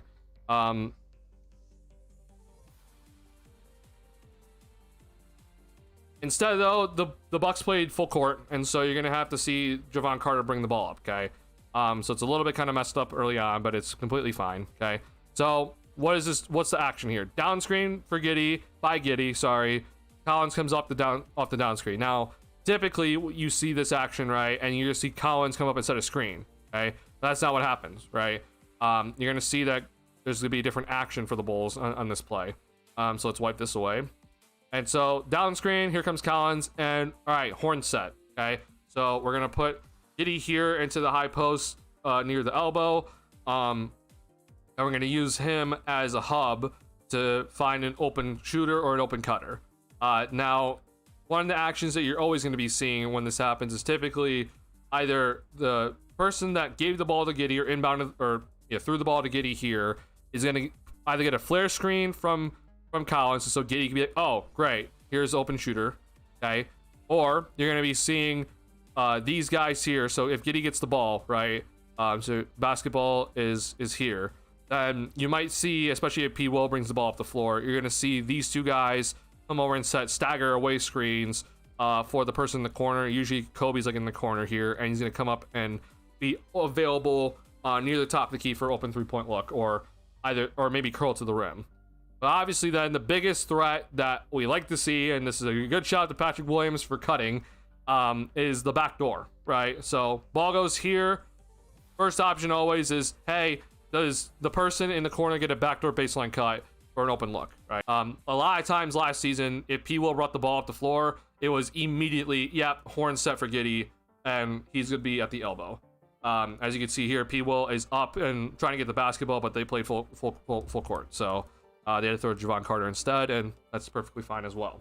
So good stuff there. To end off, though, on the film stuff, just... Sorry. Because I heavily criticized the defense, let's watch some good defense, shall we?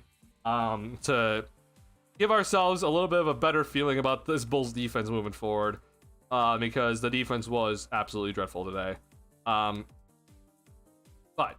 I want to go ahead and give a big shout out to the rookie here for showing good defense, because this is where I think Asenge's value really does lie when it comes to his defensive end, because he obviously has the length and the size to be blocking shots, but he also has the ability to be guarding on the perimeter effectively. Okay. Sorry. So let's go and watch this play here. So this is Ayo Dosunmu just missed a layup, which is rare, which is a rarity tonight. But let's watch how Asenge plays this defensive possession, because this is very good by him. Okay. So, sorry. All right, ball up the court here, and so you already, if you're not fully aware, there is a mismatch. Okay, I believe this is Sims. Jalen Smith should be on Sims, but because it's transition, you're not going to be on your proper guy at all times. But they decide to run a pick and roll here, and so the Bulls have Carter and Dosunmu in this pick and roll, and it's a little bit jank with how they guarded this. Okay, Carter didn't fully recognize the switch. He should have switched this easily, and this really shouldn't have been an option for this pass. But because of Asenge recognizing, hey, this is an option, watch what he does. Okay, so if you're wondering, this is Asenge here in this corner. Okay, so he comes over, what we call it, tags the pick and roll. Okay, and he takes away that option for Sims on that pick and roll. He then, after he comes over to tag on this, okay, he then is able to get out here when the pass is thrown to the corner, recover, okay, and then his man, once he catches the ball, tries to drive, he completely shuts it off. That he gets the foul shot, and just once he hears the whistle, boom, we throw it to the rim, as we should. That's good defense, right? So we'll run it back and just watch it real time, and when you come over and recover, what to expect, right? He has that length to recover and get out there and take away the 3-point shot, but if he's then also ready for the drive, he then won't give up a blow by, right? He won't be coming out there on roller skates. He's just going to use his length to stop the 3-point shot and then still have his feet in a good spot and ready to move if that person decides to drive, right?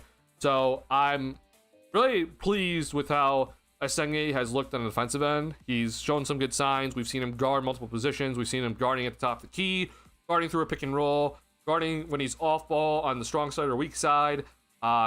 There's obviously some rookie moments, like we saw him at one point, I think got completely like blown by because he tried to pick up full court and got blown by. But you see the potential with him on the defensive end. Like, this is why I wanted him, and I'm hoping that he can show out when he kind of refines his game and gets all the playing time in the world here. So I'm happy to see what I saw today from Asenge. I know it's not pretty in the box score, but he's had 3 steals. So good job by him. I'm happy with what I saw. With that being said, though, is there anything else you guys want me to talk about or do a film breakdown on or anything? If not, I do want to talk about the Dalen Terry ejection. But anything we want to talk about when it comes to any of the film breakdown stuff, or shall we move on? Also, did you enjoy it? I want to know if you guys enjoyed it, if this is fun or not, because this is definitely stuff that I appreciate.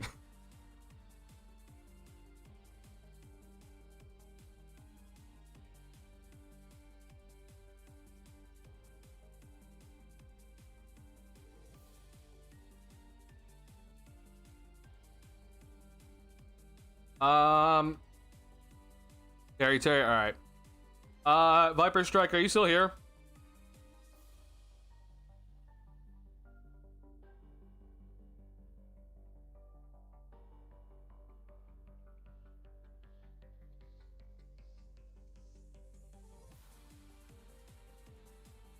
Training analysis, Terra King, Group State. I appreciate it. Kick me down.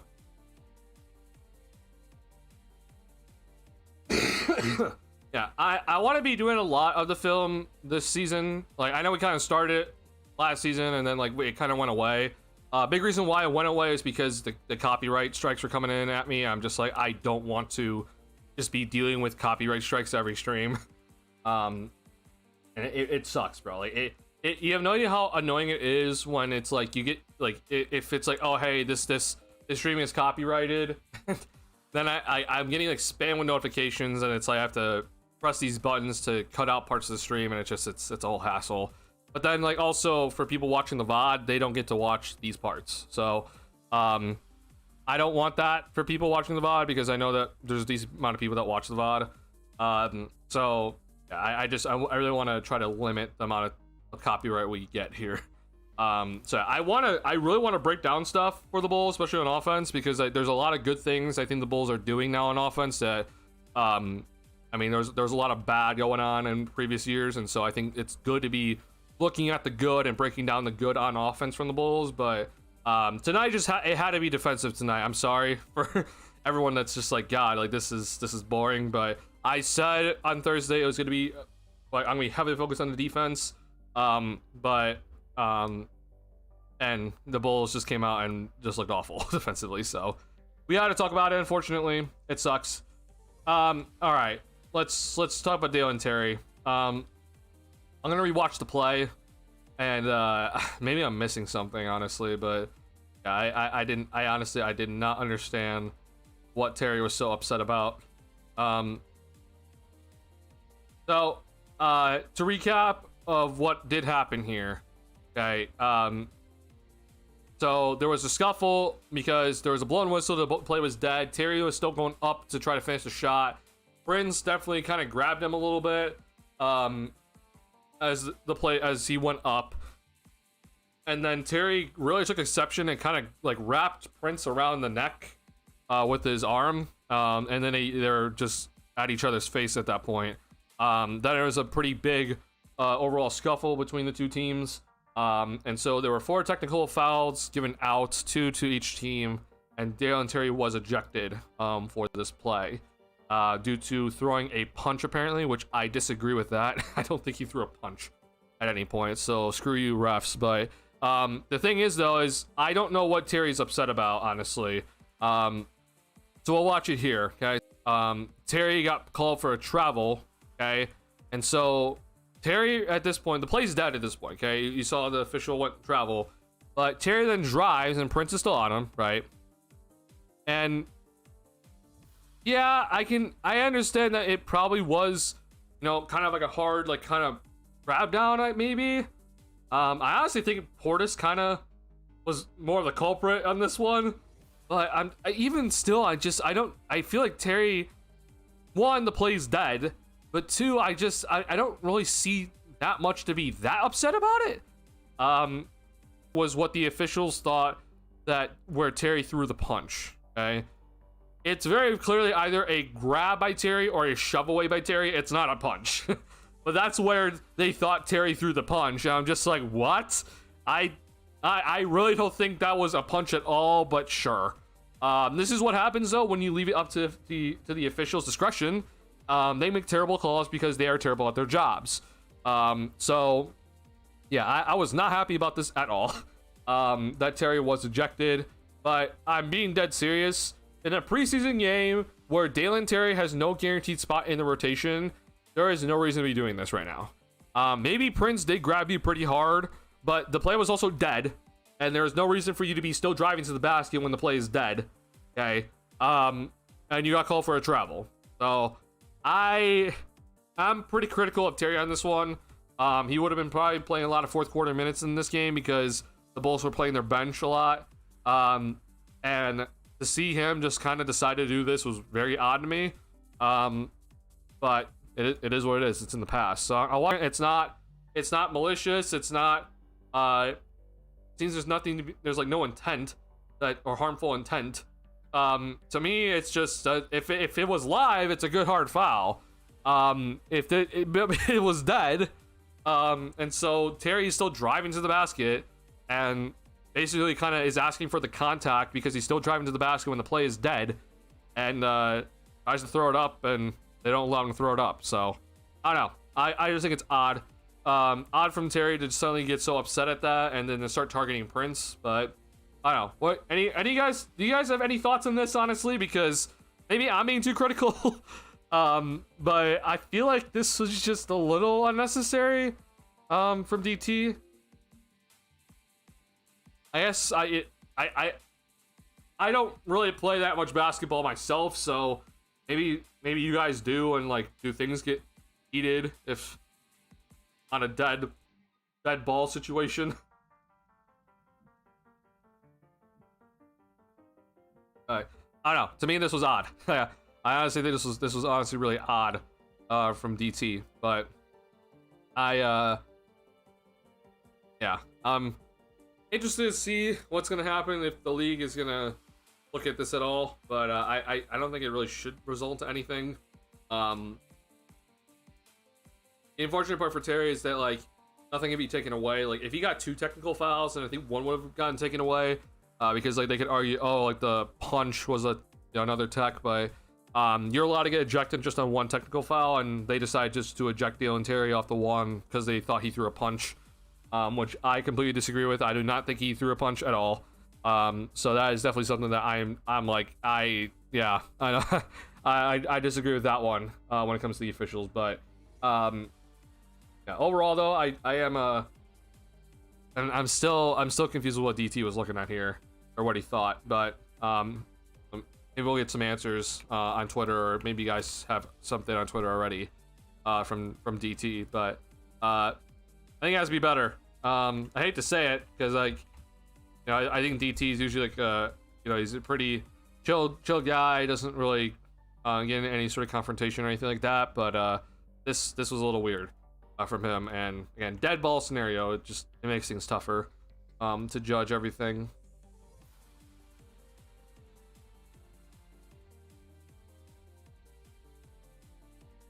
Actually, I mean, I just want to Casey Johnson's Twitter. So teammates are having some fun with Dalen Terry in post-team locker room, yelling out fun fight night, excuse me. Terry said he took exception to Prince grabbing him, not letting go. Said instant showed team togetherness. The teammates on my back and I have theirs. I mean, obviously, I want the team to have his back. Like even if he's in the wrong, I want the team to have his back. So I'm glad that they have his back. I'm still just confused at this whole thing.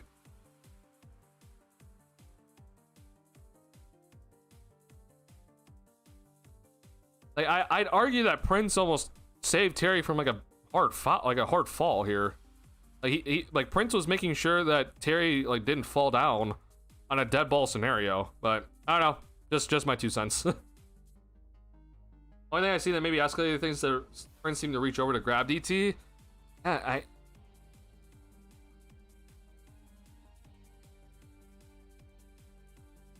like for me, I don't think Prince was really grabbing him on the entire drive, and then it's after where I think Bobby Portis like kind of swiped down, like Terry's like losing his balance. Like I thought, at least maybe I'm wrong, but I thought Prince was just grabbing him to keep him upright.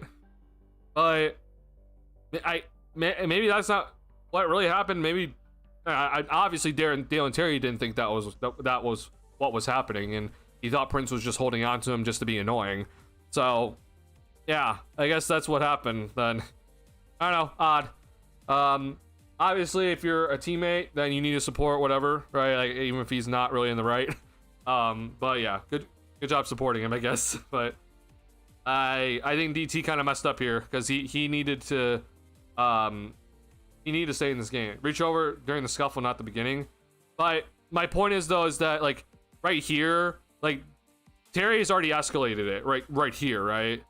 So like even if Prince did something later, it's like Terry already escalated. Like you already see DT has his arm around Prince's neck. Like, that's already escalation in my opinion. That's from Dalen Terry. That's not from Prince.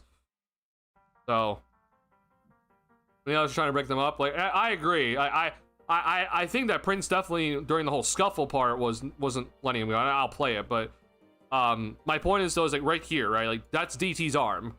Like he's already wrapping around Prince's head. That's the escalation already.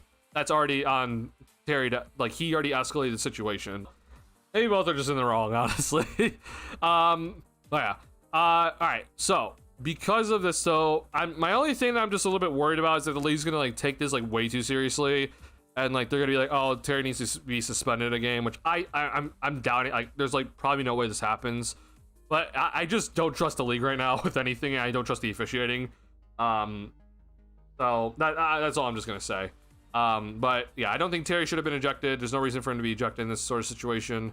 And I hope that nothing else comes his way. I don't want any other punishment for him. Big reason why. So, here's tonight's game one more time if you want to look at the box score. But the next game for the Bulls here, okay, it's gonna be on Tuesday. And the biggest thing, and we'll see what actually does happen in this one, but if I had to make a pretty big guess on who's gonna be available in this one, typically the Bulls in their 4th preseason game under Billy Donovan, usually the main guys rest in this one, okay? Usually. It's not always, but usually. I believe what we saw last season was they rested everybody on the 4th preseason game as well. And so then the last preseason game, which is gonna be on Thursday, okay, then it's like you pretty much play this game as if it's like a regular season game. So you get like typical rotation, typical minutes, maybe a little bit at the end where you just play some of your bench people, but it's like typically like everyone plays normal minutes. So but Tuesday, okay, and this is the reason why I don't want DT to get ejected or like get suspended or anything. Like I expect most of the starters to be out. I could be wrong. Again, I could be completely wrong here, but I expect most of the starters to be out in this one, and that means that I think Dalen Terry is going to get a lot of playing time. So if there's ever going to be a chance for someone like DT to come in and to show like, hey, like I deserve more playing time. I deserve a spot in the rotation. You can trust me with certain things. Ball in his hands a little bit more. Like this is going to be the time, right? So I hope that I doubt it, but I hope there's no suspension or anything like that. Make sure that no one else got hit with a tech or anything that's unnecessary, because that's a fine from the league, and we don't need anyone else getting fined. The league fines too many players throughout the year, so we don't need anyone else getting fined. Fine the officials, honestly. I'm sick of them. But this is gonna be the Bulls' next game. So to preview this Bulls' next game here, it's gonna be against the Denver Nuggets. We're gonna be in Denver. So for us in Chicago area and Central Time, the Bulls are gonna be starting their game at 8 p.m. Okay. So as per usual, post game will be on this channel at 10:30 p.m. Central Time. So basically, like right now is when post game would start. For after this game, assuming that it goes the typical distance. I honestly, I mean, again, I really do not think that most of the main guys will be playing. Like I wouldn't be shocked if like Buzelis would play, but like I don't think Giddey's gonna play. I don't think Vooch is gonna play. I think Okoro will be out. I would be kind of shocked to see. I'd be shocked if we saw Kobe. I think Kobe might honestly just take until the start of the season to play. But those are kind of like the main people being out. Maybe Zach Collins as well might also sit. That kind of makes sense. And then arguably Trey Jones and arguably Ayo. Also, like maybe we've seen enough from Ayo that we can rest him a game. Big reason why though that you do this if in preseason is that it gets you to play a lot of the other guys that won't get a lot of playing time during the regular season. So like this is definitely the time for like Noah Senge to play a lot.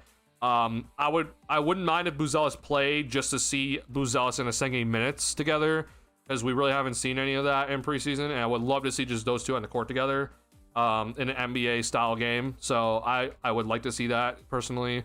Obviously Julian Phillips, if he's available, he should be playing in this one. But then we're gonna probably see a lot of like the two-way guys like Ulbrich, Yuki if he's available, and then Emmanuel Miller. Hopefully his tooth is okay, because he got kind of at the end of the game. He kind of got hit in the mouth and half his tooth came out. So hopefully he's doing all right. Yeah, I'm looking forward to just kind of seeing who's going to be obviously available in this one. So again, like, I could be wrong, but I'm expecting not many of the main guys to be available, like the main heavy starter, like load people, and maybe some of the bench guys, like some of the more veteran bench guys. But I could be wrong here. I'd be completely fine if everyone plays. Like that'd also be completely fine for me. But I also see a world where they don't. With that being said, I also think that Denver is not going to be playing Jokic. And I don't think they play Jamal Murray.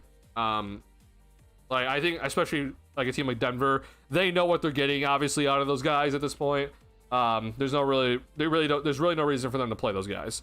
So I wouldn't be shocked if Denver rest some of their regulars as well. But we will see. We will see who is available for this game, who will not be available. But I'm just giving you a fair warning now that if it's a bunch of the bench guys playing, then just be like, it is what it is. Just be prepared. But even if that is the case, though, we will still be doing post game. There's always stuff to talk about, even if the regulars are not playing.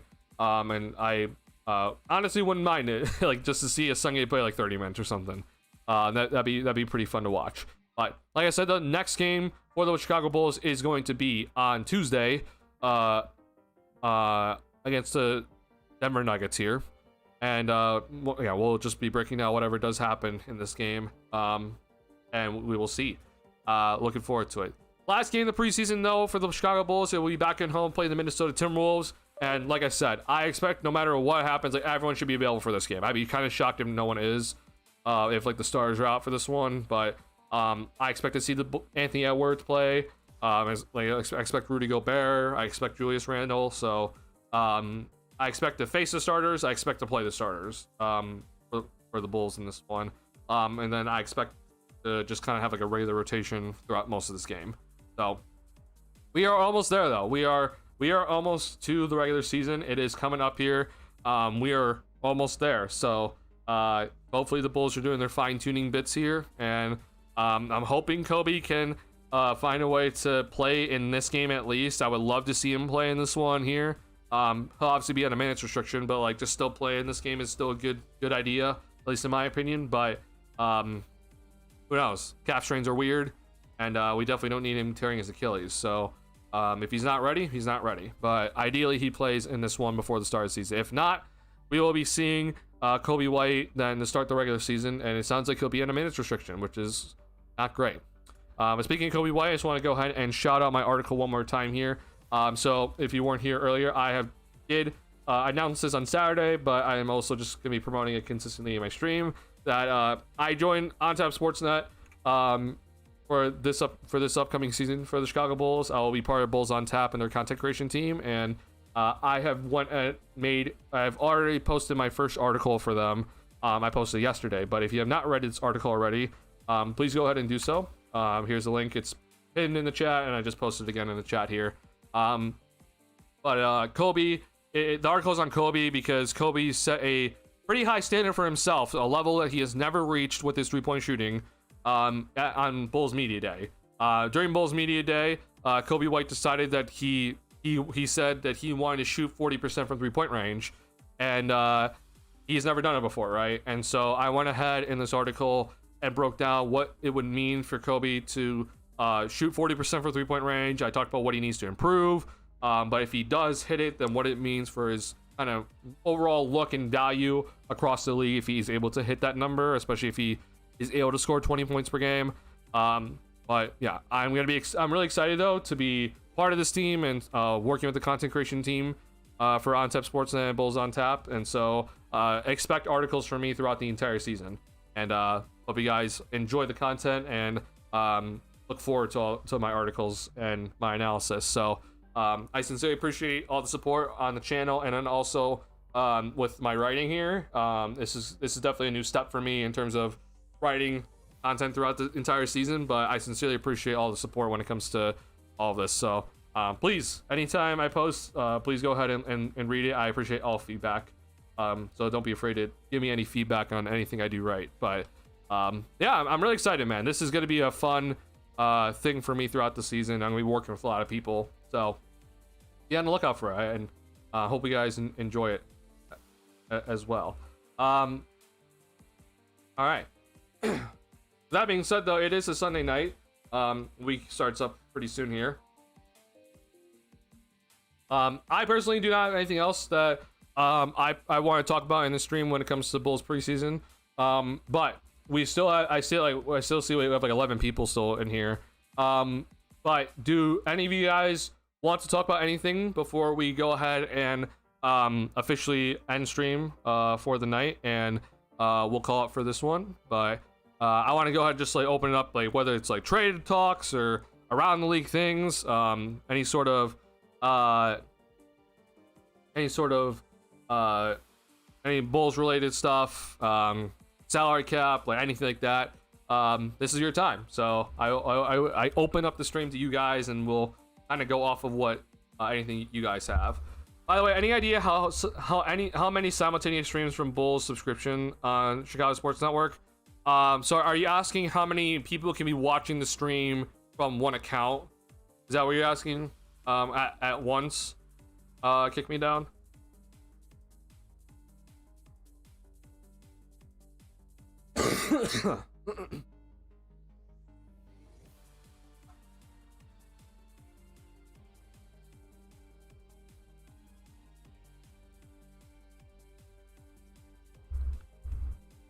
Yes. Okay.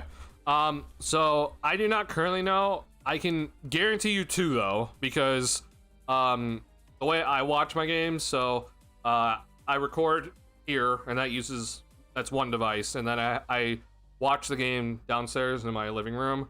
So I can guarantee you at least two. I also think you can do three, because I think at one point someone else in my house also was watching at the same time, and they had no issues. Let me see here.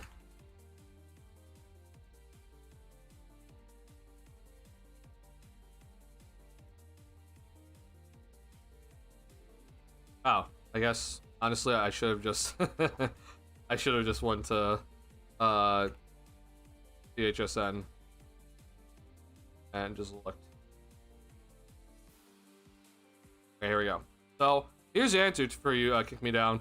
Yeah. So how many devices can I use simultaneously with my Chicago Sportsnet subscription? CHSN allows 10 devices on one account, but restricts streaming to 3 devices at a time. So 3 people can be watching something on the account at one time, but 10 devices can be logged in at once. So there's the answer to your question, which honestly, I won't lie, for paying $20 a month, that's pretty crappy. Like, we should at bare minimum have the ability to watch, like, have 5 devices streaming at once from the account. But that's absolute bullshit. I'm sorry. That is utter bullshit from Chicago Sports Network. That's insane. Not to mention that, of course, we have a bunch of technical issues with the feed multiple times throughout the seasons, and the technical support is also garbage. If you're wondering what happened to me, kick me down. I tried to buy the Bulls subscription only thing on Bulls opening preseason game on Tuesday, and I couldn't buy it because I had the White Sox subscription still active, and so apparently I can only have 1 subscription at a time active, which is absolute utter bullshit. That was not a thing, and apparently they didn't know either. And so that happened. I'm just like, you've got to be kidding me. Yeah, I was so pissed off at them, but yeah, they're terrible. And then Thursday was the feed kept pausing, and I know it wasn't my internet. It just kept pausing, and it kept doing this weird stuff. So they're just terrible. Yeah, if you're wondering, I know I'll never work for them, just because one, it's a Reinsdorf owned organization, but I'm like, bro, I have complained so hard about this new network. I cannot stand the lack of customer service, the lack of tech support that they have, and it just seems like at all times they do not know what they're doing. There was a moment last season, I don't know if you guys remember it, but basically, it was when the Bulls were playing Boston. They were in Boston, okay? And I think it was the game where Levine like went off and like couldn't miss. But this is when it was still over the air. But the game started, okay, and the channel was still stuck on Blackhawks like documentary thing. And I'm like, hello, the game has started. We're missing like so much of the game right now. And like we missed like the first like 3 minutes of the game or something like that. But I'm like, how the hell is this allowed? Like, you cannot be an actual network and forget to like switch a button or something when there's a live basketball game on right now. Like that's your whole point of this network is to cover that and broadcast it, and you're not doing your job. Yeah, that's what I'm just like, oh god, it's terrible. And that was when it's over the air.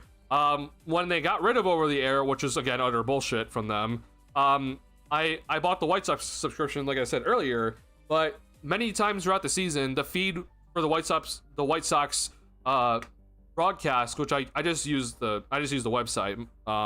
But the feed from the website would just bork. Like it just all of a sudden would just get screwed over. And it takes a long time for it to fix. And so I'm praying to God that never happens, but like they've had issues with this new network. So somehow, I don't know if you know this, Kick Me Down, but they somehow were up for multiple Emmy Award nominations. I don't know how the hell they were, but it is absolutely insane that they were. I don't know if they won any, but like they made sure in their PR that, oh hey guys, like by the way, we were up for we had multiple Emmy Award nominations. And I'm just like, what? Like your production is terrible. I can't even believe that this is even a thing. Yeah, here we go. Yeah, Chicago Sports Network earns 12 Chicago Midwest Emmy nominations in inaugural year. Like they were up for the Sports Excellence Award. Like, how the hell is this possible? Like, I'm sorry, what? You've got to be kidding me. There is no way in hell that this network should be on the have a Sports Network Excellence nomination. There's no way, bro. I mean, Adam Amin obviously deserves a play-by-play nomination. Like he's one of the best, but he's not solely Chicago Sports Network. If you watch the Mariners and Tigers playoff game 5, like he did a phenomenal job calling that game. I mean, he was calling a football game on Fox today. Like, you really shouldn't be claiming this guy. Adam Amin deserves the nominations for not just the work he does with the Bulls, but for everything he does. Yeah. I'm just like, you gotta be kidding me. And oh, let me be clear. They made sure that this was announced, right? Like, like you even see this person like, why? Like, I was also just like, I genuinely do not care about this. Like, you've got to be kidding me. You've been a horrible network, and you're like, hey, by the way, we have 12 Emmy nominations. Like, like, yeah, I guess so, but we all know that you're terrible. Like, you're a Reinsdorf owned organization. We already know what's gonna happen. You're gonna be terrible. You're incompetence from top to bottom. Like, we know. It's not gonna be hard. Yeah, I'm sorry. Once again, I'm gonna be ranting about this network consistently because it's terrible. I pay this network $20 a month to watch Bulls games, okay? That is more than I would pay to watch League Pass, okay? League Pass costs less than this. So it's just so stupid that, yeah, I'm sorry. I'm not happy. I'm really not happy with this network at all. And I'll like, let me be clear, I am not afraid to call it out. I will consistently, if they are on their bullshit and being terrible and not being competent, I'm gonna call them out consistently. Like, I know Casey Johnson is a great, like, he's a great, beat reporter, and I know he doesn't write for some reason anymore, but like, he does a great job. I'm not bashing him. I'm bashing his employer. They don't know what they're doing. It sucks also. I don't know if you guys heard, because we haven't had Bulls pregame or postgame yet, but Jason Goff and Chicago Sports Network didn't come to an agreement. So Jason Goff was let go from Chicago Sports Network. He was the pregame and postgame host for the past like 4 years or something like that. But yeah, he's gone. So, which is stupid because Jason Goff is one of the best in the business when it comes to doing pregame and postgame. And I don't know. I'm just like, you've got to be kidding me. Like, you let Jason Goff go because you couldn't come to an agreement on pay, which is stupid. They just got to be better. They also then released earlier that the CEO, when Jason Coyle was the CEO when Chicago Sports Network was first brought up, and so now Michael McCarthy, who I don't know any of these people, but I just think they're terrible just because of the job that Chicago Sports Network has done. Like they switched CEOs though, and like it's a year in to the new network. I'm just like, okay, well. The Ring of Tucker Rollins is funny for comedy sports. I mean, bro, it's just like this is Chicago sports, right? Like, this isn't like, hey, this is a small market or anything. This is Chicago sports. You are in charge of broadcasting 3 of the major sports teams in this city, and it's a sports town, and you are doing a horrific job of covering all 3 of them and broadcasting all 3 of them. Like, they don't know what to do. It's just so ridiculous when we're just watching this terrible network try to figure shit out. The Goff? Yeah, Jason Goff, yeah. Oh, not Jared Goff, sorry. Anyway, it was awesome to go had chemistry. Yeah, those 2 had great chemistry, which somehow I don't know how Will Perdue was not brought along with them, because Will Perdue went to Chicago, or he went to CHGO, but I don't know how he didn't go with, but yeah, Jason Goff, yeah, he's no longer part of Chicago Sports Network. If you're wondering who I'm talking about, it's him. You know, it's the Full Goal podcast that he does, but yeah, he announced earlier. Sorry, I hate scrolling Twitter. I also don't like scrolling someone's Twitter, but I do want to show this.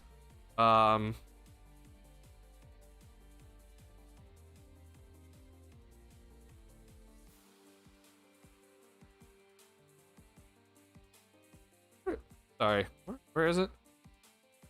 Oh, here we go. Yep. It's 6 seasons. My bad. I thought it was 4. Like, he was the pregame and postgame for 6 seasons when it was NBC Sports Chicago, and then obviously turned to Chicago Sports Network. Yeah, I just, God, man, I don't know what they're doing. That's a terrible decision by Chicago Sports Network, and like I maybe I'm making a bad assumption, but I'm gonna go ahead and assume that Jason Goff was not asking for too much. Like, I think that he was asking for just like perfectly fine. First podcast episode, I didn't say much. Oh, gotcha. Yeah. So yeah, it really sucks. I'm upset about that, but it is what it is. So Cam Smith, he was in this Emmy Award nominations. Cameron Smith. He does the podcast now with Casey Johnson. But he'll be taking over now, which all I'm gonna say is, like, first and foremost, I'm happy for him, but I hope that he's paid well enough, because I don't trust this network. This network sucks. I wouldn't be shocked if they treat their employees bad, but you know, it is what it is. I'm not there. I would never work for them, and it is what it is. There's more news of it when it was the score issue. Oh yeah. That was also an issue. Yeah. Once again, Chicago Sports Network sucks, and we will always talk about it.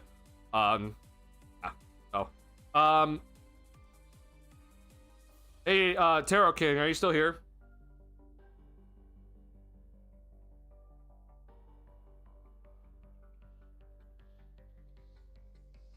He might not be here right now.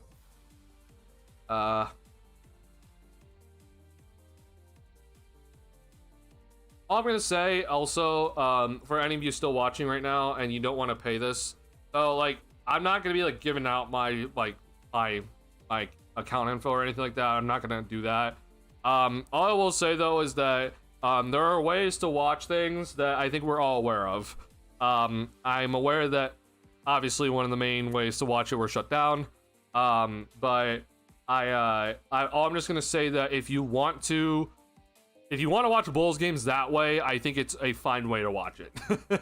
I honestly think that it's a fine way to watch it. So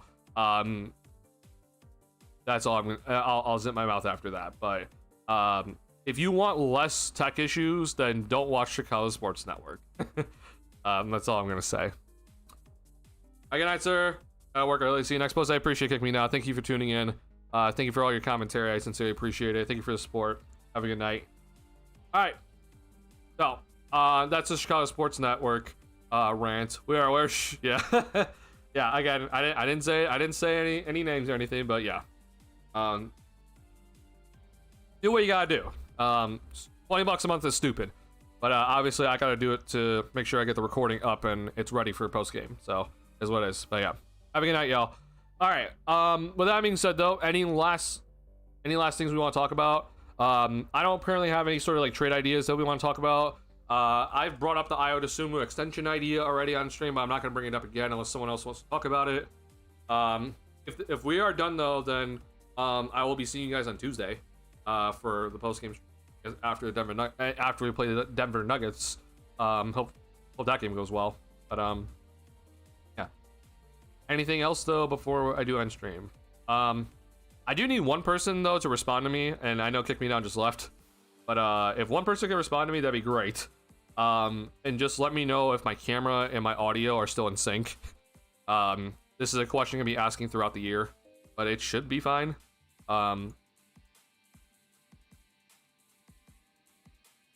I think it's still good. It looks still good. So, but yeah, I just want to know if we're still good or not after we're 2 hours into the stream. But I think we should be fine, honestly.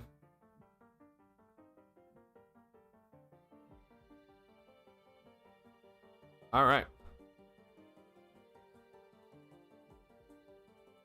All right, looks like we do not have any other topics, which is completely fine. I understand it's Sunday night. But yeah, once again, though, I just want to say thank you guys all so much for tuning in to post game. I sincerely appreciate everyone just coming in and just having fun in the post game streams and talking content, talking Bulls, and yeah, I mean, even though it's preseason, we're still here, right? Like, which is awesome. I really appreciate that from everybody. I'm checking on some of these scores when I do finish stream here, but. If you have not already hit the like button on the stream, please do. Helps me out a lot, whether you're watching the VOD or you're watching currently live. Please hit the like button. It really does help me out a lot. I sincerely appreciate all of it. If you're new to the channel like Bulls content, please go ahead and subscribe. We are growing this community, and I appreciate everyone subscribing. Once again, if you have not read my article yet, please go ahead. My article is the pinned message right now in the chat. I will also be just go ahead and just link you one more time. So please go ahead and read the article if you have not already. It is on OddTap Sportsnet here. And be on the lookout for more articles from me. I'm going to be looking forward to writing all these articles and looking forward to your guys' feedback. So please go ahead and check out my article. Check out OddTap Sportsnet. Check out all their articles. Check out all their content creators. Please go ahead and do so. Helps me out a lot. Helps the company out a lot. Yeah, it's gonna be a fun year. It's gonna be a fun year with working with a bunch of people, and I hope to be working with a lot of people in the Bulls on Tap content creation team, and hopefully bring them on this channel. So hopefully it's gonna be a fun time with working with others. So I sincerely appreciate all of it. But with that being said, though, Bulls are gonna be facing the Denver Nuggets on Tuesday in Denver. So the game will start at 8 p.m. Central Time. My post-game stream will be at 10:30 p.m. Central Time or around there whenever the game ends. So tune in. I don't think the Stars will be playing, or most of the Stars will not be playing, but we will see. We'll see if the Bulls just decide to scrap that idea and display everybody, which I'll be completely fine with as well. But I expect that many of the main guys will not be playing in this one, which means more second game minutes, which is great. All right, y'all. Thank you guys so much. I sincerely appreciate it. Had a fun stream. Hope you guys enjoyed it as well. I will be seeing you guys on Tuesday for the next post-game stream, all right? Peace out, y'all. Thank you. Have a good night. Be safe.